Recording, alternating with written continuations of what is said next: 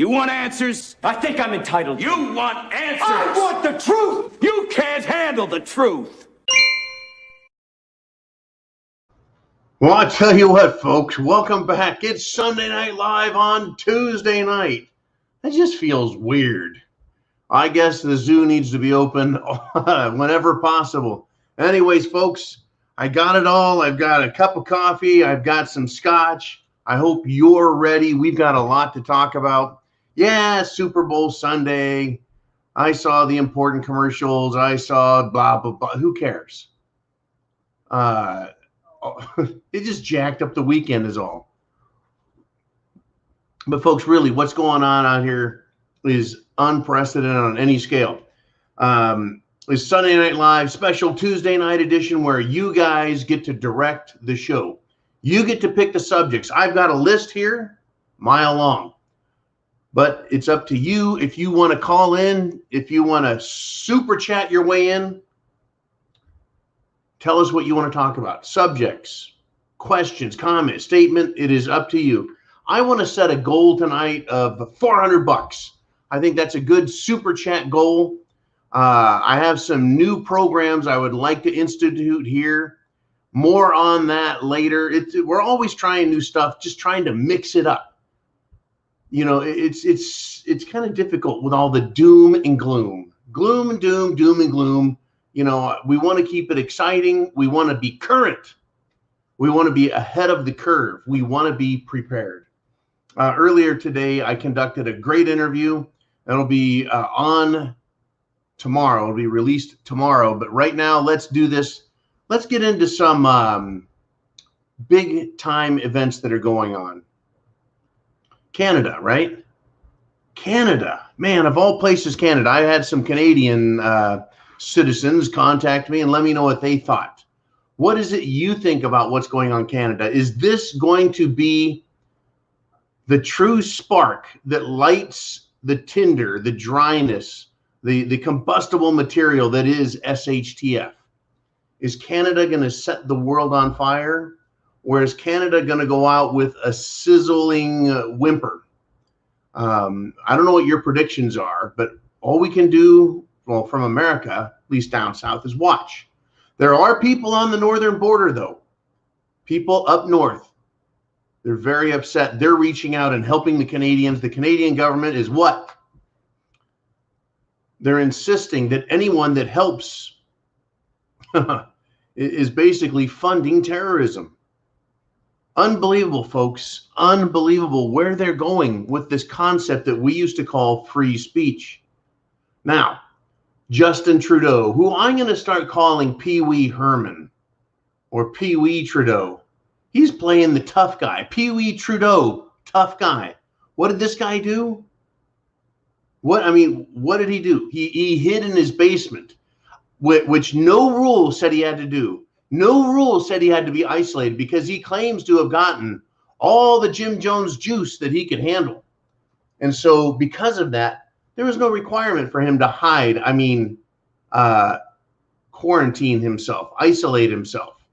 That's how tough Pee Wee Trudeau is. He makes Pee Wee Herman look like a tough guy. Anyway, he is now threatening, guess who, folks? He's threatening tow truck drivers. Can you imagine King George threatening farmers who have horses because they won't come pull his cannons out of the mud? Can you imagine Adolf Hitler going after peasants and saying, "You guys, right? You're not doing enough." You know, and then saying, "We're going to arrest you." This is what he's doing, right? Doesn't Justin Trudeau have access to all kinds of materials? The entire function of the Canadian government. Well, I admit it's not, it's not the United States of America, but don't they have their own tow trucks? Don't they have their own equipment? Snow plows, semis? Are you telling me the Canadian government doesn't have access to ropes and chains? Or is that stuff too dangerous to have around in a woke government? Because, slavery, can't have any chains around, right? Unbelievable. So he's threatening tow truck drivers. Now, if you recall, when that small percentage of Canadian truckers, but important truckers nonetheless, small percentage, big number, showed up. Trudeau said, that's it, call the tow truck drivers, get them in here and tow these guys away. And the truck drivers are like, sorry, we got cerveza bug, ain't happening. It was kind of a slap to the little bitch's face. I thought it was very poignant, very good, well done. Well, now he is saying you must cooperate, right? Tow truck drivers and the companies could face arrest if they don't obey Justin Trudeau, who's using his special emergency powers. This is unbelievable. Facing arrest for not obeying His Eminence, King Pee-wee. It's crazy, folks. It's absolutely crazy. This is Sunday Night Live on Tuesday. It is a Super Chat night. We got Super Chat, we got PayPal, and we have Cash App. You have a question, hit that button. Put your question in the comments. Jolene will get your question up there. If it goes through Cash App or PayPal, I read the question. Now, here's the deal, folks. Trudeau, who does this guy think he is? The government of Canada. I mean, this is huge, folks. The government of Canada is taking free speech out of the rights of men and has now set it aside. Canada says that if you believe you should be free, the word and concept of freedom, that's a right-wing ideology. It's a right-wing idea. It's a right-wing concept. Now, Canada has its charter. The United States has its constitution. The rights that Canadians have is different than the rights that we have as Americans. Up there, they're subjects of the Queen. Little different than us down here, right? Where we are subjects to none other than ourselves. Well, in theory, except that we behave in accordance with statutes and laws, which are supposed to provide for a smooth flowing nation, right? In other words, criminal activity is monitored, policed, and prosecuted by the government and other needful regulations, but they've, of course, just gone way out of hand. Still, we can sit back and go, you know what? F you to Joe Biden, to Nancy Pelosi, to anyone we feel like. Well, guess what, folks? In Canada, even though they don't have the same free speech, like up there, if you don't call in some cities people by the right pronoun, you can be arrested and charged with a hate crime. Yeah, it's not quite the same thing as down here in the United States of America. But they would like to bring that type of rule down here to the US of A. Unbelievable.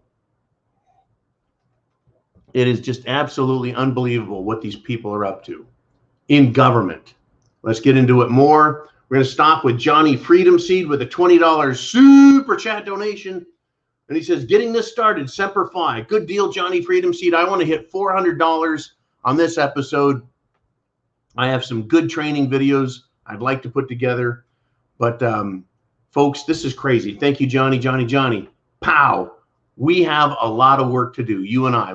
Our job is to wake people up, to inform people that it's hit the fan, to let them know it's not going to get better, to advise them of what's happening, to tell them, right, get prepared. It's that incredible. Canada, folks, is serving as an excellent example to us. Now, Australia, I thought, was a superior example of free government gone bad. Now, down there, same story. Essentially, they're subjects of the Queen. Right, their sovereign money, the gold kangaroo and the gold or silver kangaroo, has the Queen's face on the back. That's their sovereign coin, you know, their gold and silver coin. But they're supposed to be free also. They're supposed to have rights also. But in Canada, Australia, you don't do as you're told, they haul you off to a camp. You're looking at doing the same thing in Canada, folks.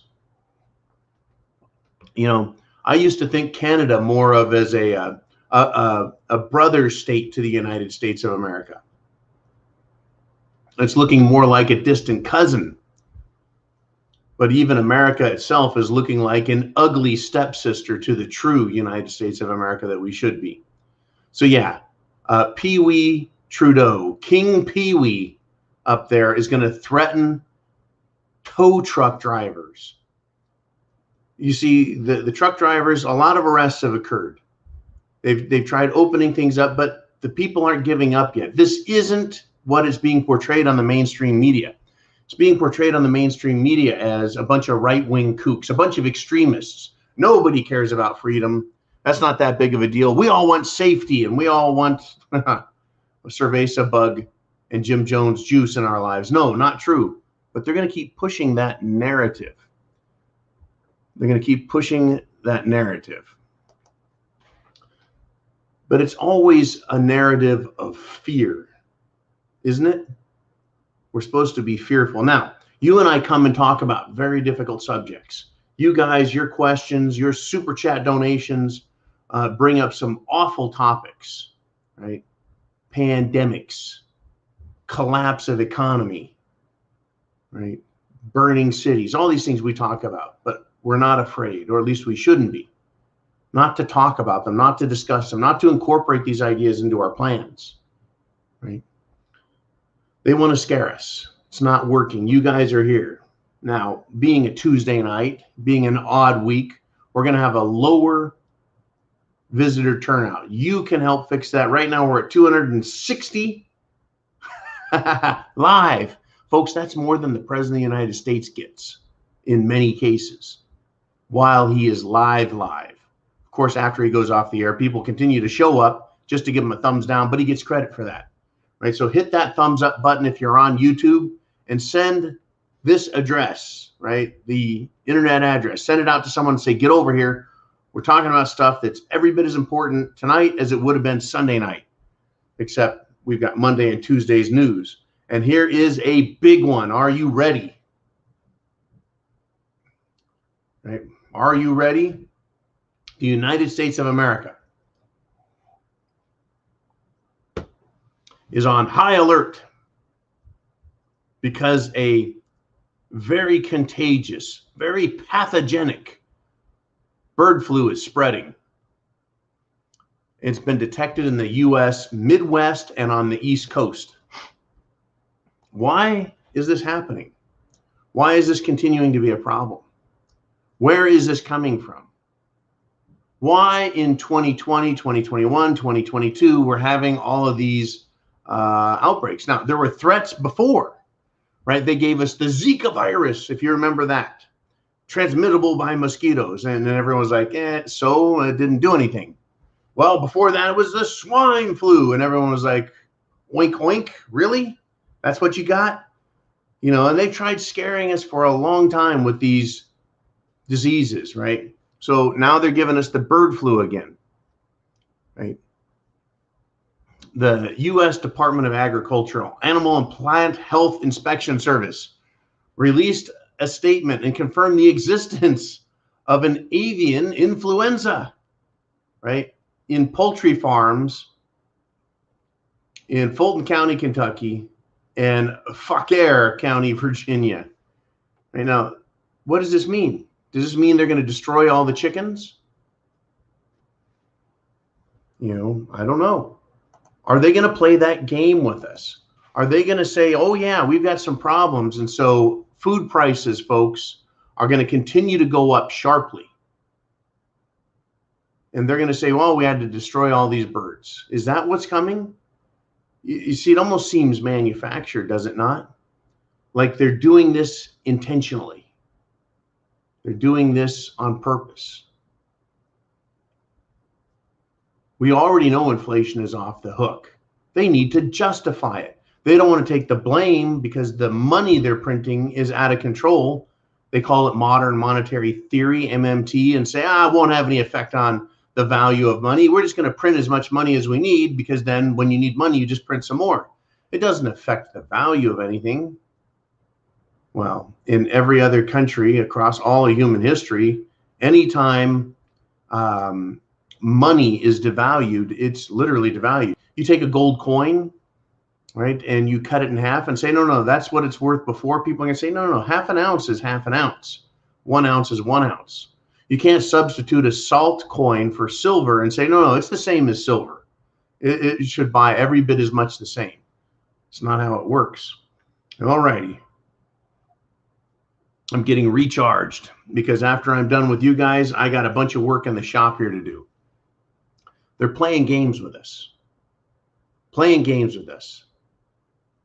Hit that super chat button. Tell me what you want to talk about. For now, more games, folks. Russia and China have signed huge oil deals while the whole Ukraine, Russia, United States, NATO thing has been boiling over. And it's just that. It's a lot of heat and a lot of boiling, but not a lot of sizzle. Right? Vladimir Putin, leader of Russia, had his first in-person meeting with China's Xi Jinping, their, super elected official. Yeah, right. Their communist leader. First time you've seen him in 2 years. And they saw him at the opening of the Winter Olympics. And they reiterated this. There is no limit to how far Russia and Chinese friendship may go, right? A bunch of new corporate deals have been signed, right? In the oil and gas sectors and in other sectors as well.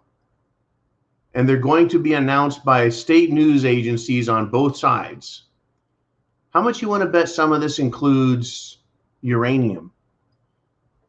Because Kazakhstan, the world's largest producer of uranium, was making deals with China. Going to put a huge warehouse right on the Kazakhstan-Chinese border. Nuclear energy is huge. Did you know that in the next, I think, 10 years, China is slated to open 150 nuclear power plants? Sounds like they're serious about energy and, of course, reducing their carbon footprint. But mostly they need energy, and they need a lot of it. They can't produce 10 times the amount on coal because, it's a lot of coal. Where are you going to get that? Here we are, right? Understand the banking cartel, folks, is the enemy of Russia. But it's also beholden to Russia to support the West and its failing energy sector, which is where the banking cartel is, located in the West. The banking cartel is in England. It is in the United States of America. It's the West. So also understand China would like to control the banking cartel and will do what it can to undermine the West and its control of monetary policy, undermine the West and its control of energy. This is a big, huge, huge development that's continuing. Remember that thing called the petrodollar? Yeah, that's the value of the US dollar to a barrel of oil.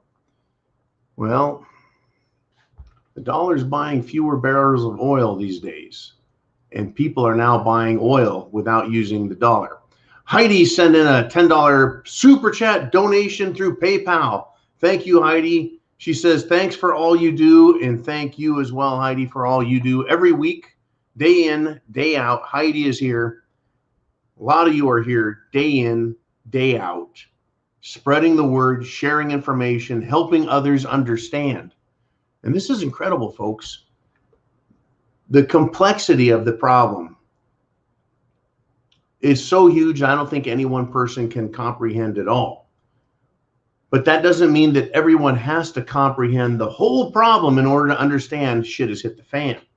To the contrary, you only have to see one problem, right? Oh shit, my company just went out of business. Now I don't have a job. That's SHTF. You're driving home and there's a bunch of burning, looting, and murdering going on up ahead. Yeah, it's hit the fan. You only need to see one piece of it. But we're tracking right now dozens and dozens of sectors, little pieces of what's going on. Now, there are an incredible number of people supporting freedom, wanting liberty, helping others, stepping up, donating time, donating money, donating effort. And I had to just say something here. Mike Lindell of MyPillow fame has been battling the bad guys, and now he's sending pillows to the Canadian truckers across the Detroit Bridge, right? And this is after Trudeau warned of arrests. So, I mean, Mike Lindell is awesome. This guy came from being, a drug addict on the streets to becoming a billionaire. He's worked his ass off. He's being attacked. He has his faith. He doesn't care what anyone else thinks. He's supporting what he thinks is right. Quite an interesting character, and I hope history remembers him kindly. But if things go, Pee Wee Trudeau's way, or Gigi F. Joe Biden's way, he'll be dubbed a traitor to the country for making such a comfortable pillow. I mean, we've got some craziness going on. Now, speaking of crazy, the mainstream media, they can't get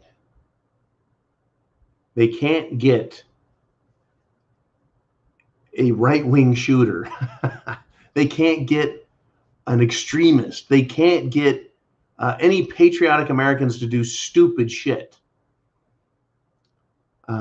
There was a suspect that was arrested over the attempted assassination of a political candidate. Now, this candidate was in the city of Louisville, and he's a mayoral candidate. He's running for mayor. And this candidate is a Democrat. So you'd think, well, who would want to kill a Democrat? Shouldn't that be someone who is opposed to Democrats? Instead, folks, it's a BLM activist, and he's a black nationalist champion. He's one of these guys that Obama literally loves. And he attempted, the suspect, to kill a candidate. Now, of course, the people of Louisville, at least those with half a brain in their head, don't like this guy. And it makes no sense. What planet are we on? What planet are we on? It's quite interesting, because nothing seems to make a whole lot of sense. It's incredible. In America here, folks, they're trying to redefine and use new terms to describe the world we live in, right? If you are a parent who cares about their child's education and you want to take an active role in it, you used to be considered a really good parent, right? You used to be a good guy. Now you're labeled a terrorist, a domestic terrorist, a parent. In this country, if you believe in liberty and freedom, you are a white supremacist and a right-wing extremist. Well, the people who founded this country, the men and women who fought and supported the effort to kick the English out of our country, to tell them to go back to England, that we could run things for ourselves, that we wanted to be independent and free. That was about freedom. So it used to be, that George Washington, Paul Revere, Patrick Henry, Sam Adams, the Continental Army, all those were the good guys. And then about 25 years ago, I started hearing this thing in law enforcement saying, well, if you look at their actions, like the Boston Tea Party, these guys were terrorists to the king. They stopped seeing the king as the bad guy. They started seeing the king as the legitimate government. Well, yeah, he's the legitimate government, but he's acting like a tyrant. Yeah, he's the legitimate government, the king was. But he's killing people, he's hurting people, he's destroying lives. Fast forward now 25 years to today. What is the king doing? Well, the king no longer sits on a throne in England. The king sits on the toilet crapping his pants in the White House, and his name is Biden. That's our version of the king today. And he's got all the king's horses and all the king's men and all the king's bureaucracies together again. And they're looking at you and I saying, well, no one is throwing any tea in the harbor, but people are cussing at the king now, saying, F you. And they're looking at us differently, right? They're saying, you are not patriotic if you want freedom. Well, Canada has stood up and said the same thing, right? Pee-wee Trudeau has had the state media label freedom as a far-right concept, right? The CBC, the Canadian Broadcasting Corporation, is now publishing that material. No one in Canada is violent. This is a very peaceful protest, but they're saying, I want my freedom back. Why is that such a hard concept for the government to understand? They're not asking for anything new. Now, this would be interesting, right? If we had our First Amendment, Second Amendment, Third, Fourth, Fifth, Sixth, Seventh, Eighth, Ninth, 10th, right? If we had our Bill of Rights, 100% restored, 100% restored, and then we said, you know what? We have the right. What more could you ask for? Let's come up with something ridiculous. We have the right to have the government provide us with brand new vehicles. Every year, everyone gets a brand new car. And the government somehow has to pay for it out of its treasury and not by taxing us. The government could say, well, wait a minute, that's ridiculous. That's beyond the pale. We can't afford that. We don't have that kind of money. We don't have that kind of resources. Where are we going to get that from?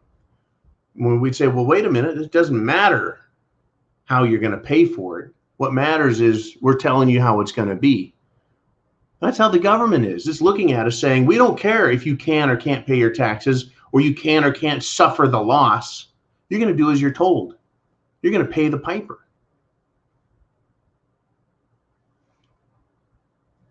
I mean, when you put the shoe on the other foot and say, you need to bend over and give us more, right?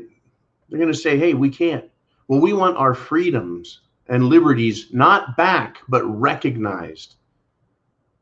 Right? When the bully's beating you up, he knows what he's doing is wrong. But until he gets punched in the nose and set back in the right place, he's going to assume that he's going to get away with it and it's okay. It isn't until the bully gets beat up that he realizes and acknowledges that he's wrong. We've got the same thing here. King Pee-wee Trudeau is a little bully. He's a little turd, and he's violated the rights of the people. Joe Biden is a bully and a turd who has violated the rights of the people. They've committed egregious sins as far as I'm concerned. And labeling free speech as a far-right concept, labeling freedom, I mean, that is what the Declaration of Independence is all about, right? These freedoms that we have. The right, a right is something we possess, and it leads to other things. The right to life, liberty, pursuit of happiness, property ownership, travel. We have these rights. They're inherent in our nature as free beings. If you are not free, you're slave. So Trudeau and his media have said that the far right, maybe he's correct, that freedom is a far right concept, that freedom is only for people who are on the political freedom scale, the far right, way over where the freedom's at. I guess you could turn around. The converse to this would be to say state media labels slavery a far left concept. Because it is. The far left, the extreme leftists love slavery. So now, let's look at this a different way. If you as a human being stand up and claim to be a slave, well, I guess that's what you are. But if a human being stands up and says, I am free, well, I guess that's what you are. When the government enters the equation and says you are slave or you are free, now we have a question of a different color. If the government says, yes, you're free, well, the government's recognizing a universal and well-known truth. that human beings ought to and are by nature free. When a government looks at you the way Trudeau is and says you are subject to the will of the government, to be subject is to be slave if that is the will of the government. So Trudeau says you're slave. Now we have a conflict, folks. So to claim to be free is to claim Trudeau is wrong. To claim to be free is to go against the will of Pee-wee or Biden, if you will. Because what's going to happen up in Canada, folks, right up there in Canada, that's going to happen here as well. Look what they did in New Zealand and Australia. Locked them down, locked them up, abused the people, use social media, use the stores, use everything they can. And it's going to be gone forever unless the people rise up. And I mean rise up. And I'm not inciting, glamorizing, glorifying, or encouraging violence. But at this point in Australia, if the people don't rise up and take over the government, they're going to die. They're going to die a slow death.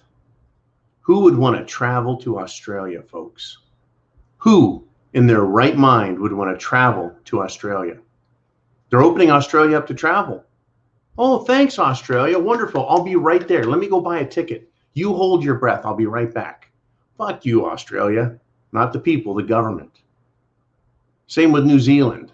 You can have it, your slave plantation. It is now a prison or penal colony once again. Remember that, folks. Australia was once a prison. That's how it started. It was a massive continent-sized prison. Australia.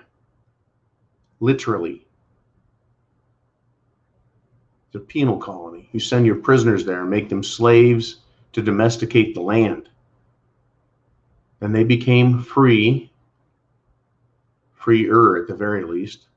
They had some rights that were recognized by the crown. They had their charter or their constitution, if you will. And now it's been taken away. Canada is now doing the exact same thing, saying freedom is a far-right concept. Well, by signifying freedom as a far-right concept, they've separated it and distinguished it from what the government would want, because obviously the government's opposed to far-right concepts and freedom. So they've separated that group of people off, and now they get to demonize them. If you'll recall, folks, we covered this months and months ago. There is a system. A system. There's a system they use. First, you divide the people politically. You've got your left and your right. You come up with terminology used to describe them, right? The far right and the left, the normies and these extremists, these white racists, these white supremacists, these nationalists. So first you divide them, and then you look at that one group you don't like and you demonize them. So divide, then demonize, and finally you can destroy them. That's their modus operandi. That's their MO, folks. That's what they do. Now, on the other side, first protest, then refuse to comply, and then will come violence, right? I wrote this way back, what do we got? In August of 2021. First come protests, then the people refuse to comply, and then violence will come eventually. That's where we're at now. That's where we're at literally now in Canada. First come the protest, then come violence. Folks, Pee-wee Trudeau is threatening everybody with jail, fines, lose your license, seizure of property. If the government in Canada thinks, right, has a belief that you're bad, that police can go in without a warrant. It is a completely different world up there. The people of Canada are a hair's breadth from being told you are now slaves. There are no rights. That's going to leave us, folks. That's going to leave us, you and I, in the precarious position of being the last guardians of liberty on the planet. Okay, we're going to talk more about this, of course, but Darcy has checked in with a $50 super chat donation through PayPal. Thank you again, Darcy. You're here every week supporting our efforts. Folks, there's going to be fighting. It's coming. Darcy says Trudeau is a piss ant. Yes, he is. As far as I'm concerned, a true duh, right? Pee-wee Trudeau is lower than a peasant. Look at the guy. This is who is going to tell everyone what to do. Oh yeah, look out. That's who he is. Thank you again, Darcy. Your questions, your comments, your statements, you and others on the backside sending me emails and messages. Thank you very much. So that everyone knows Steve is doing well. Steve is back home. Steve was hospitalized. Cerveza tried getting him. The battle, folks, is on. Okay. So thank you to everyone who had sent prayers out for Steve and for others, folks. This is an incredible fight, an incredible struggle. I've got a topic that I want to talk about, but I'm going to bring it up tomorrow. I've got so many topics that I could just sit down and do a half an hour on, half an hour on, half an hour on. But this is Tuesday Night Live, Sunday Night Live. It's the zoo. This is your show. Hit that super chat button, make a donation, and it goes into the GTFB and SB fund, right? The Get the Fuck Back and Stay Back. And it provides us the opportunity to do what we do, and that is research basically 24/7. A lot of you have sent me messages, and I answer them in the middle of the night because that's when I finally have time. It seems like, I mean, I know I have to get sleep, but it seems like I'm up 24 hours a day thinking about stuff. And this is one that really got me thinking. In Los Angeles, the people are once again pissed off at Mayor Garcetti, or whatever the hell his name is, because he and other celebrities were maskless at the Super Bowl. The Super Bowl, folks, was held in LA. The LA Rams were playing, of course. But down in LA, there's a rule. You have to wear masks at all these major events and stuff. Kids, children have to wear masks. Right now,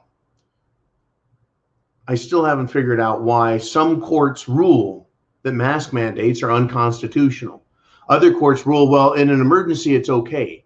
But I think the mask, or rather pandemic emergency, is done in California. Didn't Gavin Newsom lift that? Yeah, they're worried in California that they're going to lose a lot of political support over this mask nonsense and the mandate nonsense. But down in LA, they're like, fuck it, we have our own rules. Folks, you and I have a set of rules. It's called the United States Constitution.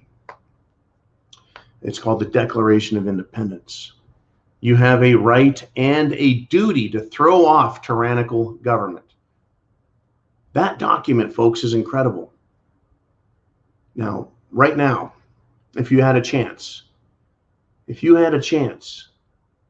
to walk up the White House lawn, march over to the White House, up the steps, the Marine at the door opens the door for you. You walk in, you're directed down the hall to the Oval Office. The door there is open for you. You walk up to the Resolute desk, and that doddering idiot is sitting behind the desk, Joe Biden. And you place politely and gently on the table, on the desk in front of him, the Declaration of Independence, stating that men have rights, that we as humans have rights. All of us. The right to life, liberty, and pursuit of happiness. And we have a duty and an obligation to get rid of government that is harmful, deceitful, destructive, and place in our protection a new government that recognizes our rights and serves us, the people? Would you do it if you could do that and get away with it? Get away meaning walk up, put the paper down, say, we're now done. We've declared our independence of you, Joe Biden, and Washington, D.C. We're done with you. Would you do it? Would you do it if you knew you would be arrested, but at least you would have that opportunity to walk up to the leader of your enemies, the leader of the opposition, the leader of all evil in our country? And by leader, I don't mean the person who's funding him, the person who's leading the administration, the regime. A lot of people would do it knowing they're going to be arrested and sent to jail the rest of their life or shot on the spot. How many would do it if they could do that and get away with it? Well, if that's the case, folks, if you would be willing to either do it and get away with it or even not, why wouldn't you make the proclamation now while you can say these words to the president, to the governor of your state, or even to some little lowlife like Mayor Garcetti of Los Angeles? Who does this guy think he is? Telling you you have to wear a mask. And then this elitist scumbag refuses to wear one. Now, to be fair and honest, I watched a lot of the highlights of the Super Bowl, saw a lot of footage, and the people in the crowd weren't wearing them. It's like they have a rule there, you have to wear them, but you don't have to wear them. So the police, law enforcement, the government selectively enforces the rule. Well, see, the optics are incredibly horrible to see people wearing masks. They look stupid. Again, I saw someone today wearing a mask in their car with the window rolled up. There's still people absolutely afraid.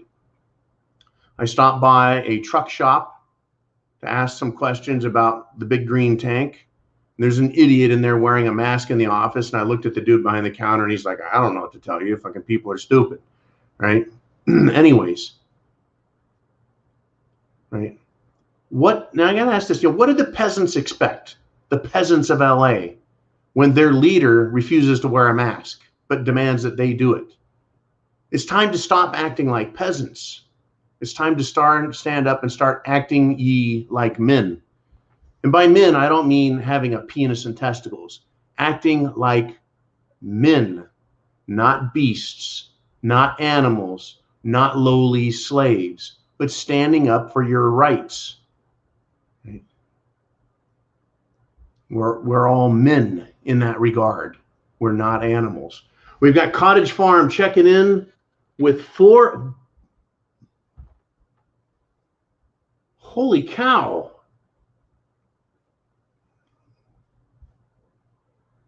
Cottage Farm just put $400 in one big shot in the Prepared Mind GTFB and SB fund and says, how about if we have a couple hours of some fun? Let her rip, everyone. I think Cottage Farm just bought everyone some fame. Good golly, Miss Molly, I can't believe this. This is a very rare thing, folks. Caught me completely off guard. There it is. This is when you go to the bar and someone says, "Hey, drinks are on me all night." Okay, if you want to contribute to the GTFB and SB fund, you may, but that's it. We're going to turn on the fun. We're going to let her rip. Jolene, surprise! Everyone that's got a question, do your best to get it into Jolene. We're just going to let it rip. We've got 550 plus people in live right now, and wow, here we go. What do you guys want to talk about? We've got Darren Erpel with $50 super chat, says thumbs up, Cottage Fun. Let's do it. Let's get it on. What do you guys want to talk about? Oh my God. You guys are crazy. It's funny. You surprise me. You shock me. You make me laugh. It's about freedom. It's about telling the government to stuff it in their ass. What do you guys want to talk about? Which particular topic? Thank you, Darren Erpel. 1. Thank you, Cottage Farm. You two are hysterical, and you have been great supporters and patriots, all of you folks. I mean, It's incredible. It's incredible, incredible, incredible. Johnny Freedom Seed with $50 and says, as Cottage Farm said, this is the line. Ooh, there it is. This is the line. Now, I can't see the comments on the side. Well, I guess I can turn it on. There it is. I mean, it's thank you, Johnny Freedom Seed. Thank you, Cottage Farm. Thank you. Good God. You guys are incredible. Okay, Jolene, let's get some questions. Cottage Farm says, twist, it's all about freedom. It is. Without freedom, we've got nothing. Where do we go? Where do we go? Craig Madera says, question. Heard the police chief resigned today. Yes, today in Ottawa, the chief of police resigned. He said, that's it. I quit. I'm done. Have I got that? Where the heck is it? The big question was why? Why did this guy resign? You know, what happened? What was said to him? Really? He resigns. Okay, Greg, here's what I think. The chief of police resigned. Maybe he was told by Pee Wee Herman Trudeau, you, chief of police, are going to get your guys and you're going to go out there and you're going to start beating people with billy clubs. You're going to start shooting people with tear gas. And maybe the chief of police says, not doing it, right? We will police the people. I'm hoping this is the case. I'm hoping that this chief of police had the balls and said, you know what? I resign. These people are peacefully protesting. You've violated their rights. You've taken their rights. You've taken their lives from them. They just want their freedoms and liberty back. Give it back to them, right? So the chief of police resigned. I really want to know why. I want more information on this. I've got the headline, right? He publicly announced his departure at the Ottawa Public Services Board. It was an incredible turn of events yet again, folks. Incredible turn of events. This we need to see more of. Government people with integrity. I would love to see more of this. So, you know, kudos to the Ottawa Chief of Police. He saw and heard something he didn't like. He didn't want to be part of this. Other police, take note. Walk away from Trudeau and his bullshit. All right, we got Eli in the Wolverine State.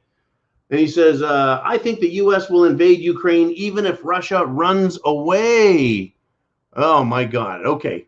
We're switching gears. We're on the blast thanks to Cottage Farm, who basically stepped up and bought everyone in the room a drink. Thank you. Here we go. We're going to machine gun the John. Ukraine.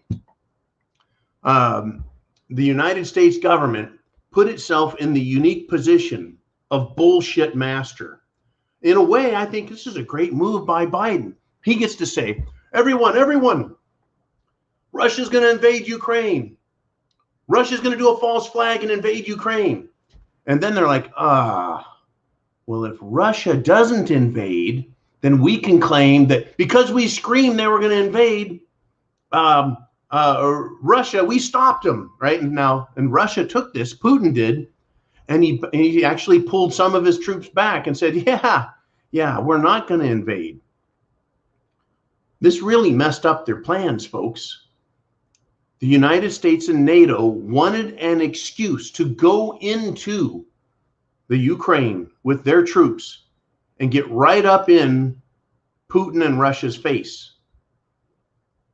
This is incredible what happened. So we're seeing a pretty good chess match. But Putin has now backed off and said, yeah, well, we're not going to invade. Well, Biden gets to say, oh, well, then we won. We won the debate. We won the game because you backed off, right? You blinked. Well, I think it's a little different. I think Putin has said, well, we pulled our troops back from the border. So now the United States of America has no excuse to invade or come closer or say Russia's threatening. So even if Russia doesn't invade, we have a right to enter Ukraine with our military, with NATO forces, which of course would prompt Russia to fight them because they don't want NATO literally massing on their border. This Ukraine thing is quite interesting. Kind of a Gog and Magog, if you ask me. But enough on that one. I don't want to go down that road. Not yet. But yes, so Eli says, I think the U.S. will invade even if Russia runs away. The U.S. may invade. In fact, is it or is it not true that all nations, including Russia, including the United States, use fake military actions to help instigate a war? And that is very true, period. You can't say the United States is not guilty because none other than Robert McNamara, Secretary of Defense, folks, for, I believe, JFK and LBJ, they faked the Gulf of Tonkin military incident, a false flag, so they could engage in the Vietnam War. Even our country, folks, will lie, cheat, or steal to get into a war if they find it necessary and they need the impetus, the event. It's possible. It's possible that there still could be a military action that occurs and the White House will blame Russia anyway. Russia will blame America. Everyone's going to blame everyone, but does it matter at that point? At one point, when someone's throwing rocks and you're throwing rocks back, is it, hey, it's on. It's now a war, right? We're all throwing rocks. All right, let's move on if we can. Who has a question? Who has a subject? Who has a thought? Cottage Farm is bought the farm. All right, we got Real Freedom checking. It says, how can we free our minds from this nonsense, Big John? Well, thank you for the Matrix reference, and I see your Matrix avatar. How do you free your mind? Thank you again, Cottage Farm and all, for surprising the shit out of me. Let me tell you how to free your mind. You have to be open to the idea, right? That there's something else out there, a bigger truth, a real world. Let's just use your movie, The Matrix, right? Neo didn't just wake up one day, all of a sudden, aboard the Nebuchadnezzar, right, with all those wires and shit plugged in him. Or, you know, he knew something was wrong. He kept asking himself the question, what is this matrix? What is this thing that's all around us, that we feel everywhere? It impedes us, much like if we had all those wires and cords inside of us. You can feel it trying to control you, man. And you're like, what would freedom be like? Well, if I was free, I wouldn't feel this control, this thing holding my hand back.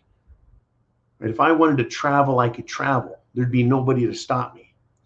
If I wanted to open a business, I could open a business, or I could go into business, or I could provide a service, and I wouldn't feel government hanging on to me. I wouldn't feel regulatory things stopping me and dragging my feet. If we didn't have all this social constraint, I wouldn't walk into a store, say up in the Chicago area, and feel eyes upon me, judging me and wanting to bring me down and stop me, right? When you say, how do we free our minds from this nonsense? You have to realize that there really is nothing touching me, not right now. You have to, in order to be free, you have to act free. Take the red pill, right? You open your eyes and you start looking at the world in a different way. Take the blue pill, you go back to sleep. You wake up the next day, and when someone says jump, you say how high. When someone says do as you're told, you obey. When someone says pay your taxes, you don't give it a second thought. In the real world, folks, the world of the red pill, you're awake and you say, hey, hey, hey, if that government institution wasn't there, would I be able to take this action, as in stepping forward 2 steps and then stepping another 2 steps? If that government, if that institution wasn't in the way, would I be able to breathe in freely without restrictive mask on my face? The answer is yes. You take that red pill and you start thinking about the control mechanisms, right? We know right and wrong. Hurting someone is wrong. Stealing from someone is wrong. Stopping other people from being free is wrong.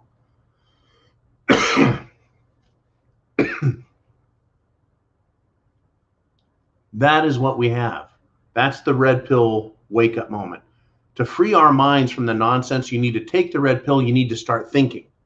Now, once you wake up and realize I should be able to do all these things, open a business, move about, breathe air freely, engage in all activity and manner, provided I don't hurt anyone else. Now, right, you're free. You're free, but those institutions still exist. Now you realize you've got a war to fight. Free your mind. Remember, Neil woke up, he's like, you know what, this kind of sucks. I didn't want this. I can't see. My eyes hurt. I'm weak and all this other shit. Yeah, you're weak when you first wake up. Your eyes hurt from seeing everything you see. But you're now thinking, you're now free. You can start training yourself to operate, act, and think as a free person. That is how you free yourselves from nonsense, from control, from slavery, by beginning to act like a free person. The people in Canada are acting like free people now. They're like, no, we're driving our trucks. We're shutting this bitch down until Trudeau gives everyone their rights back, takes those controlling tentacles and cables off of them. You're free, people of Canada. Start acting like it. They are. The government is fighting back. It is a war. Okay, we've got a Johnny Freedom Seed. I'm going in, Jolene, with this one. Johnny Freedom Seed did a $10 super chat donation. He says, it's terrible that the funds were donated to the trucks aren't getting there. Think about how you can help out when this comes home.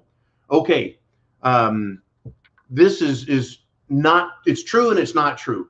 GoFundMe tried taking their money and giving it to BLM because that's what Justin Trudeau wanted, and they thought that would be cute. They're being investigated for fraud now. Then they were saying, we'll give all the money back. So Give, Send, Go comes out. Give, Send, Go comes out and says, we'll donate money. The Canadian government threatens to shut them down, threatens to charge them with illegal crimes, etc. No, sorry. So it's a great topic, folks. They said, no, we're going to donate our money. You can't stop us. By the way, that's free speech. You go to talk and someone slaps their hand over your mouth, that's the Matrix trying to silence you. A free person slaps that shit out of the way and you say what you want. Right? To the extent I can on YouTube, I'm bitch slapping them out of the way and talking about things we want. Sometimes we use special code. Yeah, we're using the power of satire, right? We're using the power of satire to say what we need to, what we want. But Give, Send, Go was hacked on Sunday night. No credit card information was lost, they said. And they don't care what Trudeau says or Canada says. They're going to find legal ways to get money in that's donated. Give, Send, Go is a Christian organization, and they now realize, after the government of Canada tried threatening them, and hackers, left-wing screwball, loser, Antifa communist types tried stopping them, it is now more clear than ever. It is now more clear than ever to them that their mission has merit. Freedom and liberty first. All right. The funds are still there. The funds are still going to where they need. There's a group of, it's a women's group, I believe, up in Michigan, said, you know what? We're taking money. We're taking food. We're taking supplies. Canada's saying, don't you dare help those truckers, right? The police in Ottawa stole their fuel, returned the cans when they were ordered, but half full of water. Well, that's both sabotage and theft. They're stealing their firewood. That's attempted murder as far as I'm concerned when it's below freezing. We got some problems up there. So thank God Mike Lindell is sending them pillows. He's doing what he can to help. Folks are doing everything they can to help. But it is coming south. It's coming south. So you say, think about how you can help out when this comes home. It's home right now. It's home right now. Jeremy Brown is being held down in Florida in Pinellas County in the county jail on federal charges. What did he do? He attended the January 6th protest. He refused to be a snitch for the FBI. So they've arrested him and they're holding him there on bullshit charges.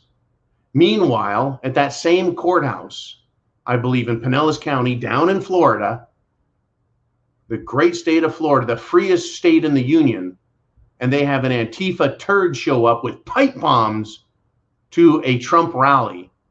He gets arrested, released without paying bail, and is free. Some lunatic left young jackass who hates freedom brings explosives to a rally, gets arrested, and is out. Meanwhile, a peace-loving man, Jeremy Brown, who served in the military and special forces no less, ran for Congress, is a patriot, a lover of American freedom, and he's being held without bail down in Florida for the FBI. It's here. So when you say, think about how you can help when this comes home, you're doing it right now by sharing information. We're right at 600 people live right now. Basically, an off night for the zoo. You guys have made this real. I want to thank everyone for making this real. Jolene, who do we have next? We got Kevin Conway. Thank you for the patience there, Kevin. He says, off topic, John, but I got the F around shirt, vaccination shirt, and coffee mug from you. I crack up every time I look at them. I appreciate everything you do. I love having this cup, folks. There we go. I love having this cup. I love having the fuck around and find out shirts. I love having the vaccination. I love all of the Prepared Mind stuff. I like taking it in public. I don't take the cup out in public a whole lot, but when I do, you know, it gets looks. But the t-shirt, whoa, that gets some looks. Make a statement. That is a type of freedom of speech. And of course, as you know, on the F around and find out shirt, it doesn't have the word fuck spelled out in proper letters, because we don't want to offend or break any local ordinances against obscenity. You don't want to know what's obscene, though. Security guy 42. What is, oh no, that's that was the other guy, Kevin. What is obscene is the government trying to control us and our speech when they are doing things far worse, destroying businesses, destroying lives, ruining retirements, ruining new families, ruining homes. People are getting sick. People are committing suicide. People are depressed. They don't care, you know, because they're trying to save a life by what? Destroying everyone else's. All right. Thank you again, Jolene. Let's move forward to Security Guy 42. He says, a question that has been bugging me. Is it possible that the anthrax shots we got years ago were the test batches for the Jim Jones juice? If you're referring to Gulf War syndrome, I think a lot of this stuff was test batches. I did not like, when I was a jarhead, being handed a syringe and told, rub it in your hands, warm it up, because we're going to jab that in your ass, right? My ass cheek, not my ass bunghole, but my ass cheek. You know, I was like, that needle, I don't have a giant ass, not at that time anyway. And it bugged me. I was like, what is this? That's none of your business. You're under contract. You're a government slave, essentially. Pissed me off. I did a lot of fighting when I was in the Marine Corps, folks, with gloves, without gloves, in a lot of different ways. Still, right? I felt it was my job to ask questions. This is a big question. Were the anthrax shots, was the Gulf War syndrome caused by these vaccinations? When you ask, were these test batches? I think all of the medical experimentation that has gone on in the past 100 years in terms of vaccination, I think they've learned something from every single little batch. Now, when it comes to the current Jim Jones juice,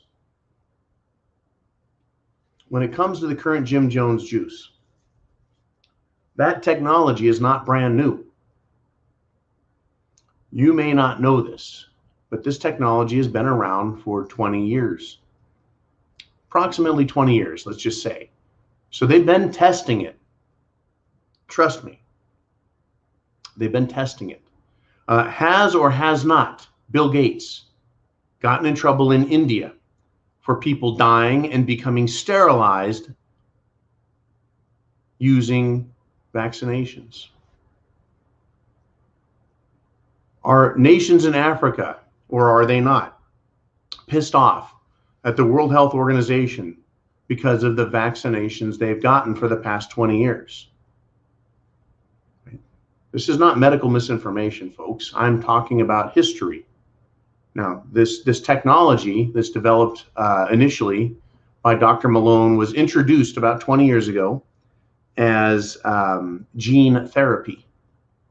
Gene therapy, the idea was if you have a problem with your pancreas, right? Something has gone wrong with your insulin production.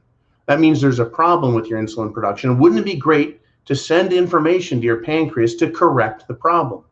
Gene therapy. That's how I remember reading about it about 20 years ago.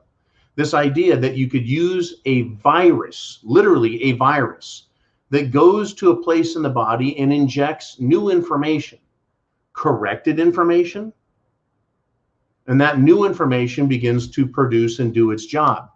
That was, and I thought that's a very interesting idea. Now, as a shall we say, unevil, I'm not Dr. Evil, as an unevil young man or younger man, I thought that's quite fascinating. The idea that you could fix things that are broken and make them work again by reprogramming them. Never underestimate evil. If anything can be weaponized, governments will weaponize it. If anything can be used for nefarious, evil, selfish, greedy purposes, those who are nefarious, greedy, evil, and selfish will do just that. Bill Gates, anyone? Yeah, they've been testing this on people, folks, and they know what it does. I'm sure they've tested it on many animals. Now, back in, was it 2017, 2018? These leaders of industry who don't really have a whole lot to do with medicine began talking about a pandemic and what government would need to do and what this pandemic would cause and how the government should react and what the people should do. Years and years before 2020 came about, before we ever really paid attention to Dr. Doom. Yeah, they had their plans in place. I believe they had their testing in place. And whatever the anthrax shot was and a lot of these other medications, I think it's all been combined into what they've termed rightfully a cocktail, right? The Jim Jones juice. You get a little this, a little that, and a whole lot of stuff that, one, you don't know what it is, and you don't know how it's going to affect you. And they've turned it loose on us, folks. They've turned it loose. We got people with inflamed hearts and heart attacks. You got people suffering strokes and clots. You got people with pulmonary lung failure. You got other people, folks, who are taking a treatment that causes their kidneys to shut down. You've got other people that are having aneurysms. They're having neurological disorders. Some people, it happens to instantly. Other people, days or weeks later, they collapse. Not just normal people, but super athletes also. No one's immune from whatever this thing does. Not to mention the potential for mad cow disease type symptoms. Unbelievable shit. Thank you, security guy. And wow. Once again, we're operating, folks. We're operating on Cottage Farm and others. Free for all. It is like a free for all. Tuesday Night Live. They bought your comments. So if you have any question, any comment, anything you want to say, it's already paid for. Jolene's going to throw them up here. If you do another super chat into the GTFB and SB fund, that's good. If not, feel free to ask questions from Jolene. It's paid for. We got Doc Holliday here. He says, Chrystia Freeland is a member of the Board of Trustees of the World Economic Forum. She's the Minister of Finance of Canada. Also, what do you think?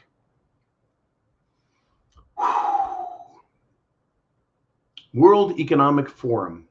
I was looking at a picture before the show as I did research of Justin Trudeau sitting on the dais up above everyone else with a little sign next to him that said, Justin Trudeau, Prime Minister of Canada, World Economic Forum. Prost, cheers, salut, semper fi.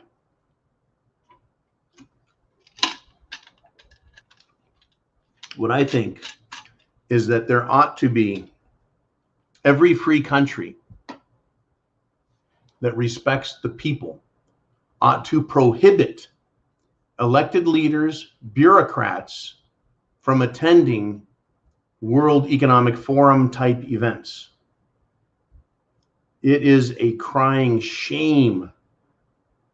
It's a crying shame that these people are allowed to do such things, to collaborate and listen to the ideas of these people. Now, not solely because these ideas are evil, but let's look at it this way. If Justin Trudeau, Pee-wee Trudeau, King Pee-wee himself, sat on a stage in a chair above 5,000 of us, say 5,000 people from the Prepared Mind Network were able to go to a super stadium, and we put Justin Trudeau on the stage and said, here's our ideas. That would be like the people speaking to Justin and saying, we want our freedom, we want our rights, we want you to respect them. And he's going to be going like, hey, hey, hey, I get it, I get it. Now, when Justin Trudeau goes to the World Economic Forum, he doesn't have 50,000 or 100,000, or say the entire population of Canada. He doesn't have, 50 million people, 20 million. I don't even know how many people live in Canada. 20 million people, doesn't matter. He doesn't have everyone there breathing down his neck. He has very specific, very powerful people with a lot of money, and they can hurt his country. See, it's not just the bribing or the paying money into his nonprofit institutions, I'm sure, that is as nefarious as the idea also that those World Economic Forum leaders like Klaus Schwab, George Soros, Jeff Bezos, who else is there, folks? Other public officials and other giant media and business moguls who can, without saying a word, threaten him. You do what we say, Justin. You do what we want. We may have a favor to ask in the future. You refuse, it's your little ass. You obey, you'll be rewarded. See, that's what all politicians now who step into national-sized institutions get. They get told you cooperate, we'll put some skin in your hand. Right? You fail to cooperate, and you'll be gone. All right, let's move on.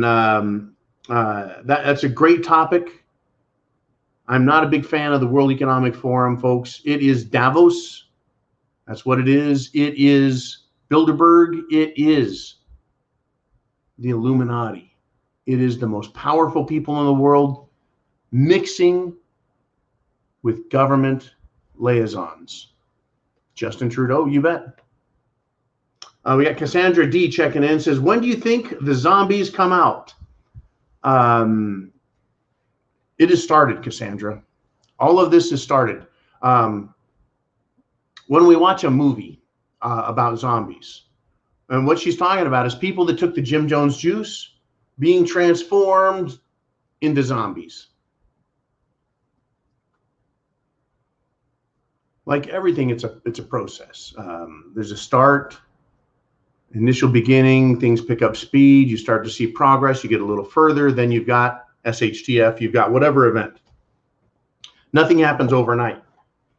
So this has been a process to turn half the nation into zombies. Okay, let's just use that number, half. So they started with the investigation and medical experimentation, right? As discussed earlier, yeah, they know what this stuff is about. Then they came up with a plan and said, well, if this happens, we're going to have a pandemic, and that's going to give us the excuse to introduce lockdowns and then say, well, if you want to be free, all you need to do is get this Jim Jones juice. Now, initially, a lot of people are going to be sick and hurt and injured, but long term, there's problems, big problems. Spike proteins. If you reprogram your body to create these spike proteins, clotting, if you will. Some people react by clotting up.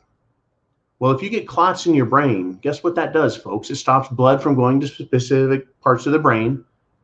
That's what a stroke is. And you lose some function cognitive, you lose some function in other things like memory or sight or balance, motor control, whatever area of the brain is affected by clots. Other things that occur are the brain getting chewed up. Mad cow disease is a type of, we'll call it a brain disease, kind of like encephalitis. Your brain is affected. It becomes spongiform. It gets chewed up, little holes drilled in it. Okay, so once again, motor control, cognitive function, memory, everything about who you are becomes affected. Your brain is the intermediary, if you will, between who you are, your soul, and your physical motion and activity. Right? So if my brain was being chewed up right now by, I don't know, heroin, drugs, right, you would see a John that is not really me.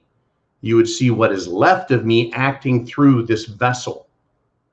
As it is, I have my cognitive functions. This is the real John, right? Not a criminal, not violent, not bad, thinking about what's going on, able to take in what's happening in the world and work on it with you. So again, when do the zombies come out? It's already happening. It's just now starting. We're at that point where people have taken the Jim Jones juice. They're starting to have effects. Negative effects. And it's getting a little worse now. We had that story of the husband that died. His heart was chewed up from top to bottom. He had a rare form of myocarditis. At least that's what he was diagnosed with. After the fact, he died. Okay.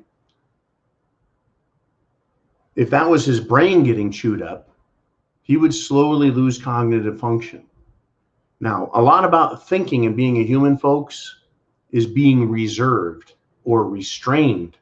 You see, I see people all the time and I go, you know, I got 2 or 3 choices here. I can ignore them. I can engage them. I can walk the other way, right? I can deal with that person who's an a-hole, or I could not, right? I choose peace. I choose lawfulness, right? Now, think about the Karens out there. People that want to get in your face, scream and yell at you. You're seeing these people assaulting others because they won't wear a mask, or because they're saying, hey, you know, we should just kill everyone who won't take the Jim Jones juice because they're bad. Is a part of their brain that's normally restrained, right? Be good, be moral, be decent to your fellow man. All of a sudden, they're lashing out saying, you should go to a concentration camp. We should just kill you. You need to die. You should be locked up. We should take all your money. Tells me their brain is not quite functioning right. They're not coming to the correct conclusions, respecting other people's rights. Instead, they're becoming zombified. What do zombies do? They attack other humans. They see other humans as the enemy. They want to kill other humans. Can zombies think properly? No. All they really think about is killing humans. Do zombies attack each other? No, because they're all zombies. But they see those who are different, normal, as their enemy. Zombies, are they fast? No. They're slow. Motor skills are slow. Their mental skills are slow. Everything about them is sick, weak, and tired. They're the living dead. They're zombies. What are we seeing out here? People being affected physically. They're not feeling quite right. They're not thinking quite right. And they want to see us dead. This is a process. It's not overnight. I think it's going to continue to get worse. And it's something that I'll be keeping a very close eye on, is the zombification of the population. Now, a lot of people have taken the Jim Jones juice. Does not mean they're going to become zombies. I recommend a serious detox regimen. Serious detox regimen. To stop all the spike proteins, to stop everything they can, to flush out the garbage, everything you can. I recommend that. But for a percentage of people, they won't do that. And this percentage is going to get very, very sick. Now, there we go. We've got Jason, who sent in a $20 super chat to PayPal. Thanks, man. He says, hey, John, if I had 50 pounds of rice and a Gucci unsighted rifle, am I prepped? Explain using preps, sighting ruffles, and rotating stock. So Unsighted riffle, am I prepped? I hear few talking about the use of their tools. Okay, 50 pounds of rice is not being prepped. Having 50 pounds of rice is starting to be prepped. Rice has some plant protein. Rice has some carbohydrates, which are simple sugars. You cannot live on rice. Rice is a part of a meal. When you see, well, this has 6 grams of protein and that has 4 grams and that has 12 grams of protein, is that plant protein or meat protein? As omnivores, human beings need both plant and meat, and not just one type. You need lots of different proteins and minerals, right? Some plants have some minerals, other plants have other minerals. You need a balance, right? You need a little bit of everything. So having 50 pounds of rice is not prepped, but you've started. My recommendation, get beans. My recommendation, get Spam, get tuna. My recommendation, right? Get everything you can to have a balanced diet. Think of what you like to eat every day, and then think, do I have enough of that to live a couple of months? Then you can say you're prepped. As far as having an unsighted rifle, I like how you called it a Gucci unsighted rifle. Having tools for self-defense doesn't make you prepared. It means you have the tools of self-defense. We got Bernard Shreve Jr. who just checked in. Jolene, I know you see it. And remember, everybody, Cottage Prep and others pumped a bunch of money into the Get the Fuck Back and Stay Back Fund. Thank you so much. Incredible. So you all get to ask questions for free. Or you can do super chats and get your question to the top of the line. Now, back to the question about an unsighted rifle. Having a rifle is a tool. If you don't know how to use that tool, it's worthless, right? All a rifle is to the untrained person is a club. You need the rifle. You need the sighting system, whether it's optical sights or iron sights, or whether you've got laser sighting, magnified sighting, heads-up sighting, whatever it is. And then you need ammunition, and you need to practice with it. Get some training. Get an idea of what that tool will do, how you use that tool, right? How long can you operate with that tool based on the ammunition you have? Like, you're not trained. You have to get trained, and then you're prepared. Food, same with water. You better have the right water tools. You better know how to use them. Clothing. We've all grown up with clothes. We know how they work. Make sure you have them. Housing. Where's your house at? Can you armor or fortify it? And very simply put, folks, having about 100 sandbags and being able to fill them with sand or dirt and stack them up outside your house to provide a layer of, shall we say, bulletproof protection. That would be great. Nice. That'll help with self-defense. It'll help other people go, you know what? It looks like they're serious over there about their self-defense. Let's not mess with them, because they're a little bit more like an armadillo, a little more protected. Okay, let us move on. Thank you very much, Jason, for that great question and super chat donation. Back to the other super chat donations. We got Bernard Shreve with $5 into the super chat fund. He says, Brandon and Turdo. That would be Pee Wee Trudeau and Let's Go Biden, you idiot. He says they showed us the G in ESG score and how the Great Reset works. Your thoughts? Okay, ESG is a designation that companies now want. I didn't approve of this. I didn't get. They didn't ask me. I didn't vote on it. But companies want an ESG score, an environmental, social governance, ESG score. Is your company green or is it polluting? Is your company socially woke, literally woke?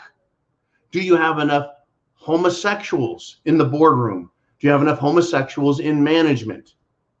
Do you have enough women on the boardroom? Do you have enough women in management? Do you have enough homosexual women in management in the boardroom? Right? The more of these disadvantaged classes of people, different minorities, different social structures. Hey, look, I am an Asian black woman, age 22, And I also identify as a fire hydrant, a giraffe, and a great sequoia tree. There's no one else making that claim. Why is JP Morgan not offering me a job on the board of directors? Because I am one rare unit, being a 22-year-old African-American Asian woman who's also gay, by the way, and identifies as a fire hydrant, a dog, and a great sequoia tree. Well, this ESG score is all about that. Having enough fruitcakes in your boardroom and management makes you a better company. And so hedge funds, investment firms are looking to make sure that companies out there have a good ESG score before they buy those companies' stocks. So a company can be doing a great job producing cars, producing food, producing widgets, any item, televisions, radios, shovels. But if you don't have a good ESG score, if you're not part of the environmental social governance crowd, the woke idiot crowd, state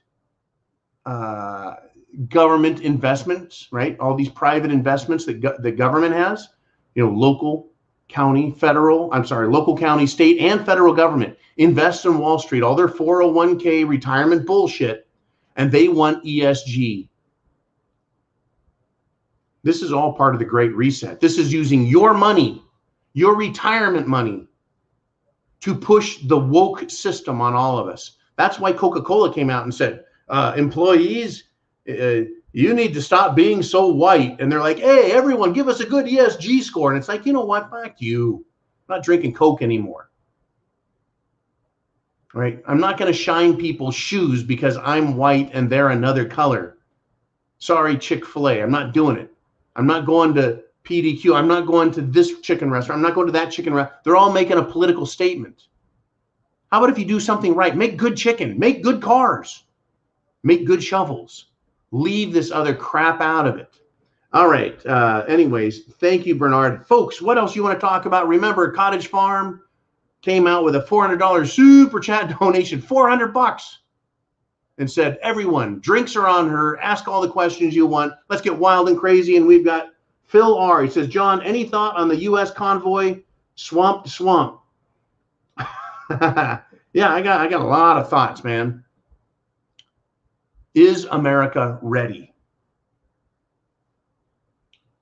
Are the people of the United States of America ready to start shutting down their cities, to start shutting down state capitals, to start roadblocking and shutting down Washington, D.C.? Is the country ready? Have they been hurt enough? Are they pissed off enough?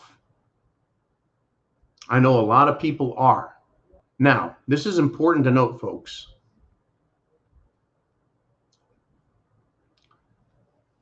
A poll was taken in the United States of America. American voters said, 59% of them, folks, said they support the Freedom Convoy protests in Canada. It's easy to support freedom when you see tyranny in another country. So you've got all the nation's Republicans saying yes, and then you even have a lot of Democrats saying yes to get to 59%. Voters, remember, voter percentage. They're looking at Canada going, yes. Now, if we said, look, we're going to roadblock Washington, D.C., we're going to park trucks, cars, tractors, we're going to bring in cowboys, we're going to bring in trailers, we're going to bring in everything, and we're going to lock down Washington, D.C.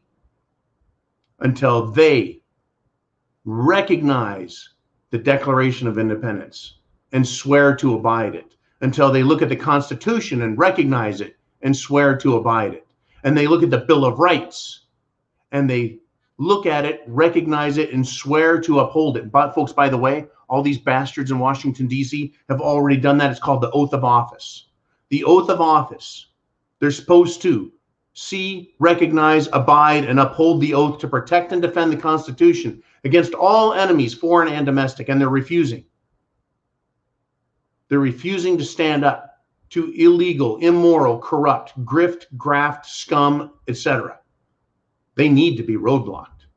Are the people of America ready to, one, do it, and two, support it?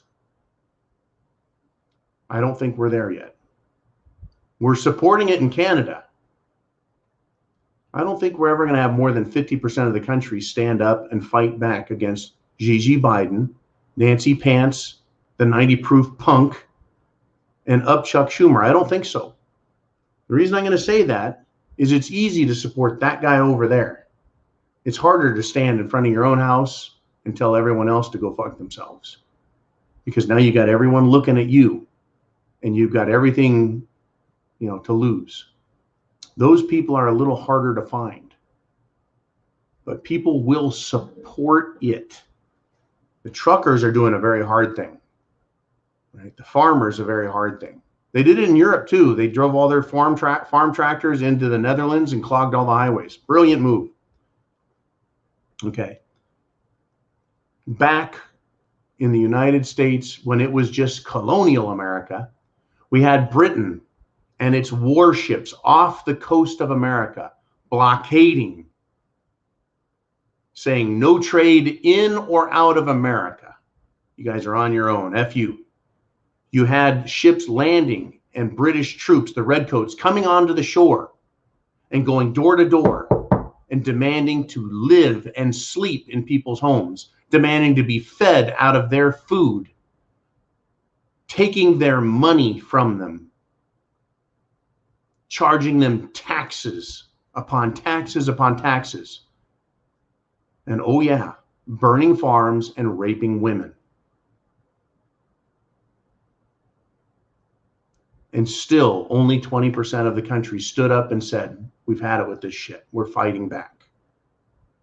Right now, people aren't having their farms burned, but they're having their businesses burned. Pretty nasty. As far as a blockade goes, travel is being restricted. The government has a blockade off of LA, do they not? The unions, the left-wing scum, they're refusing to unload those ships. That's like a blockade, is it not? It's hurting our country. You can't get auto parts. You can't get building materials. You can't get nicks and knacks, goods and services taken care of around the country. Prices are going up.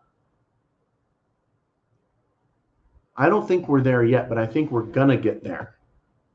But ultimately, I think it's going to be somewhere between 20 and 50% of the country will support roadblocks from swamp to shining swamp on certain major cities and certainly Washington, D.C. People are getting pissed, but I don't think they're there yet.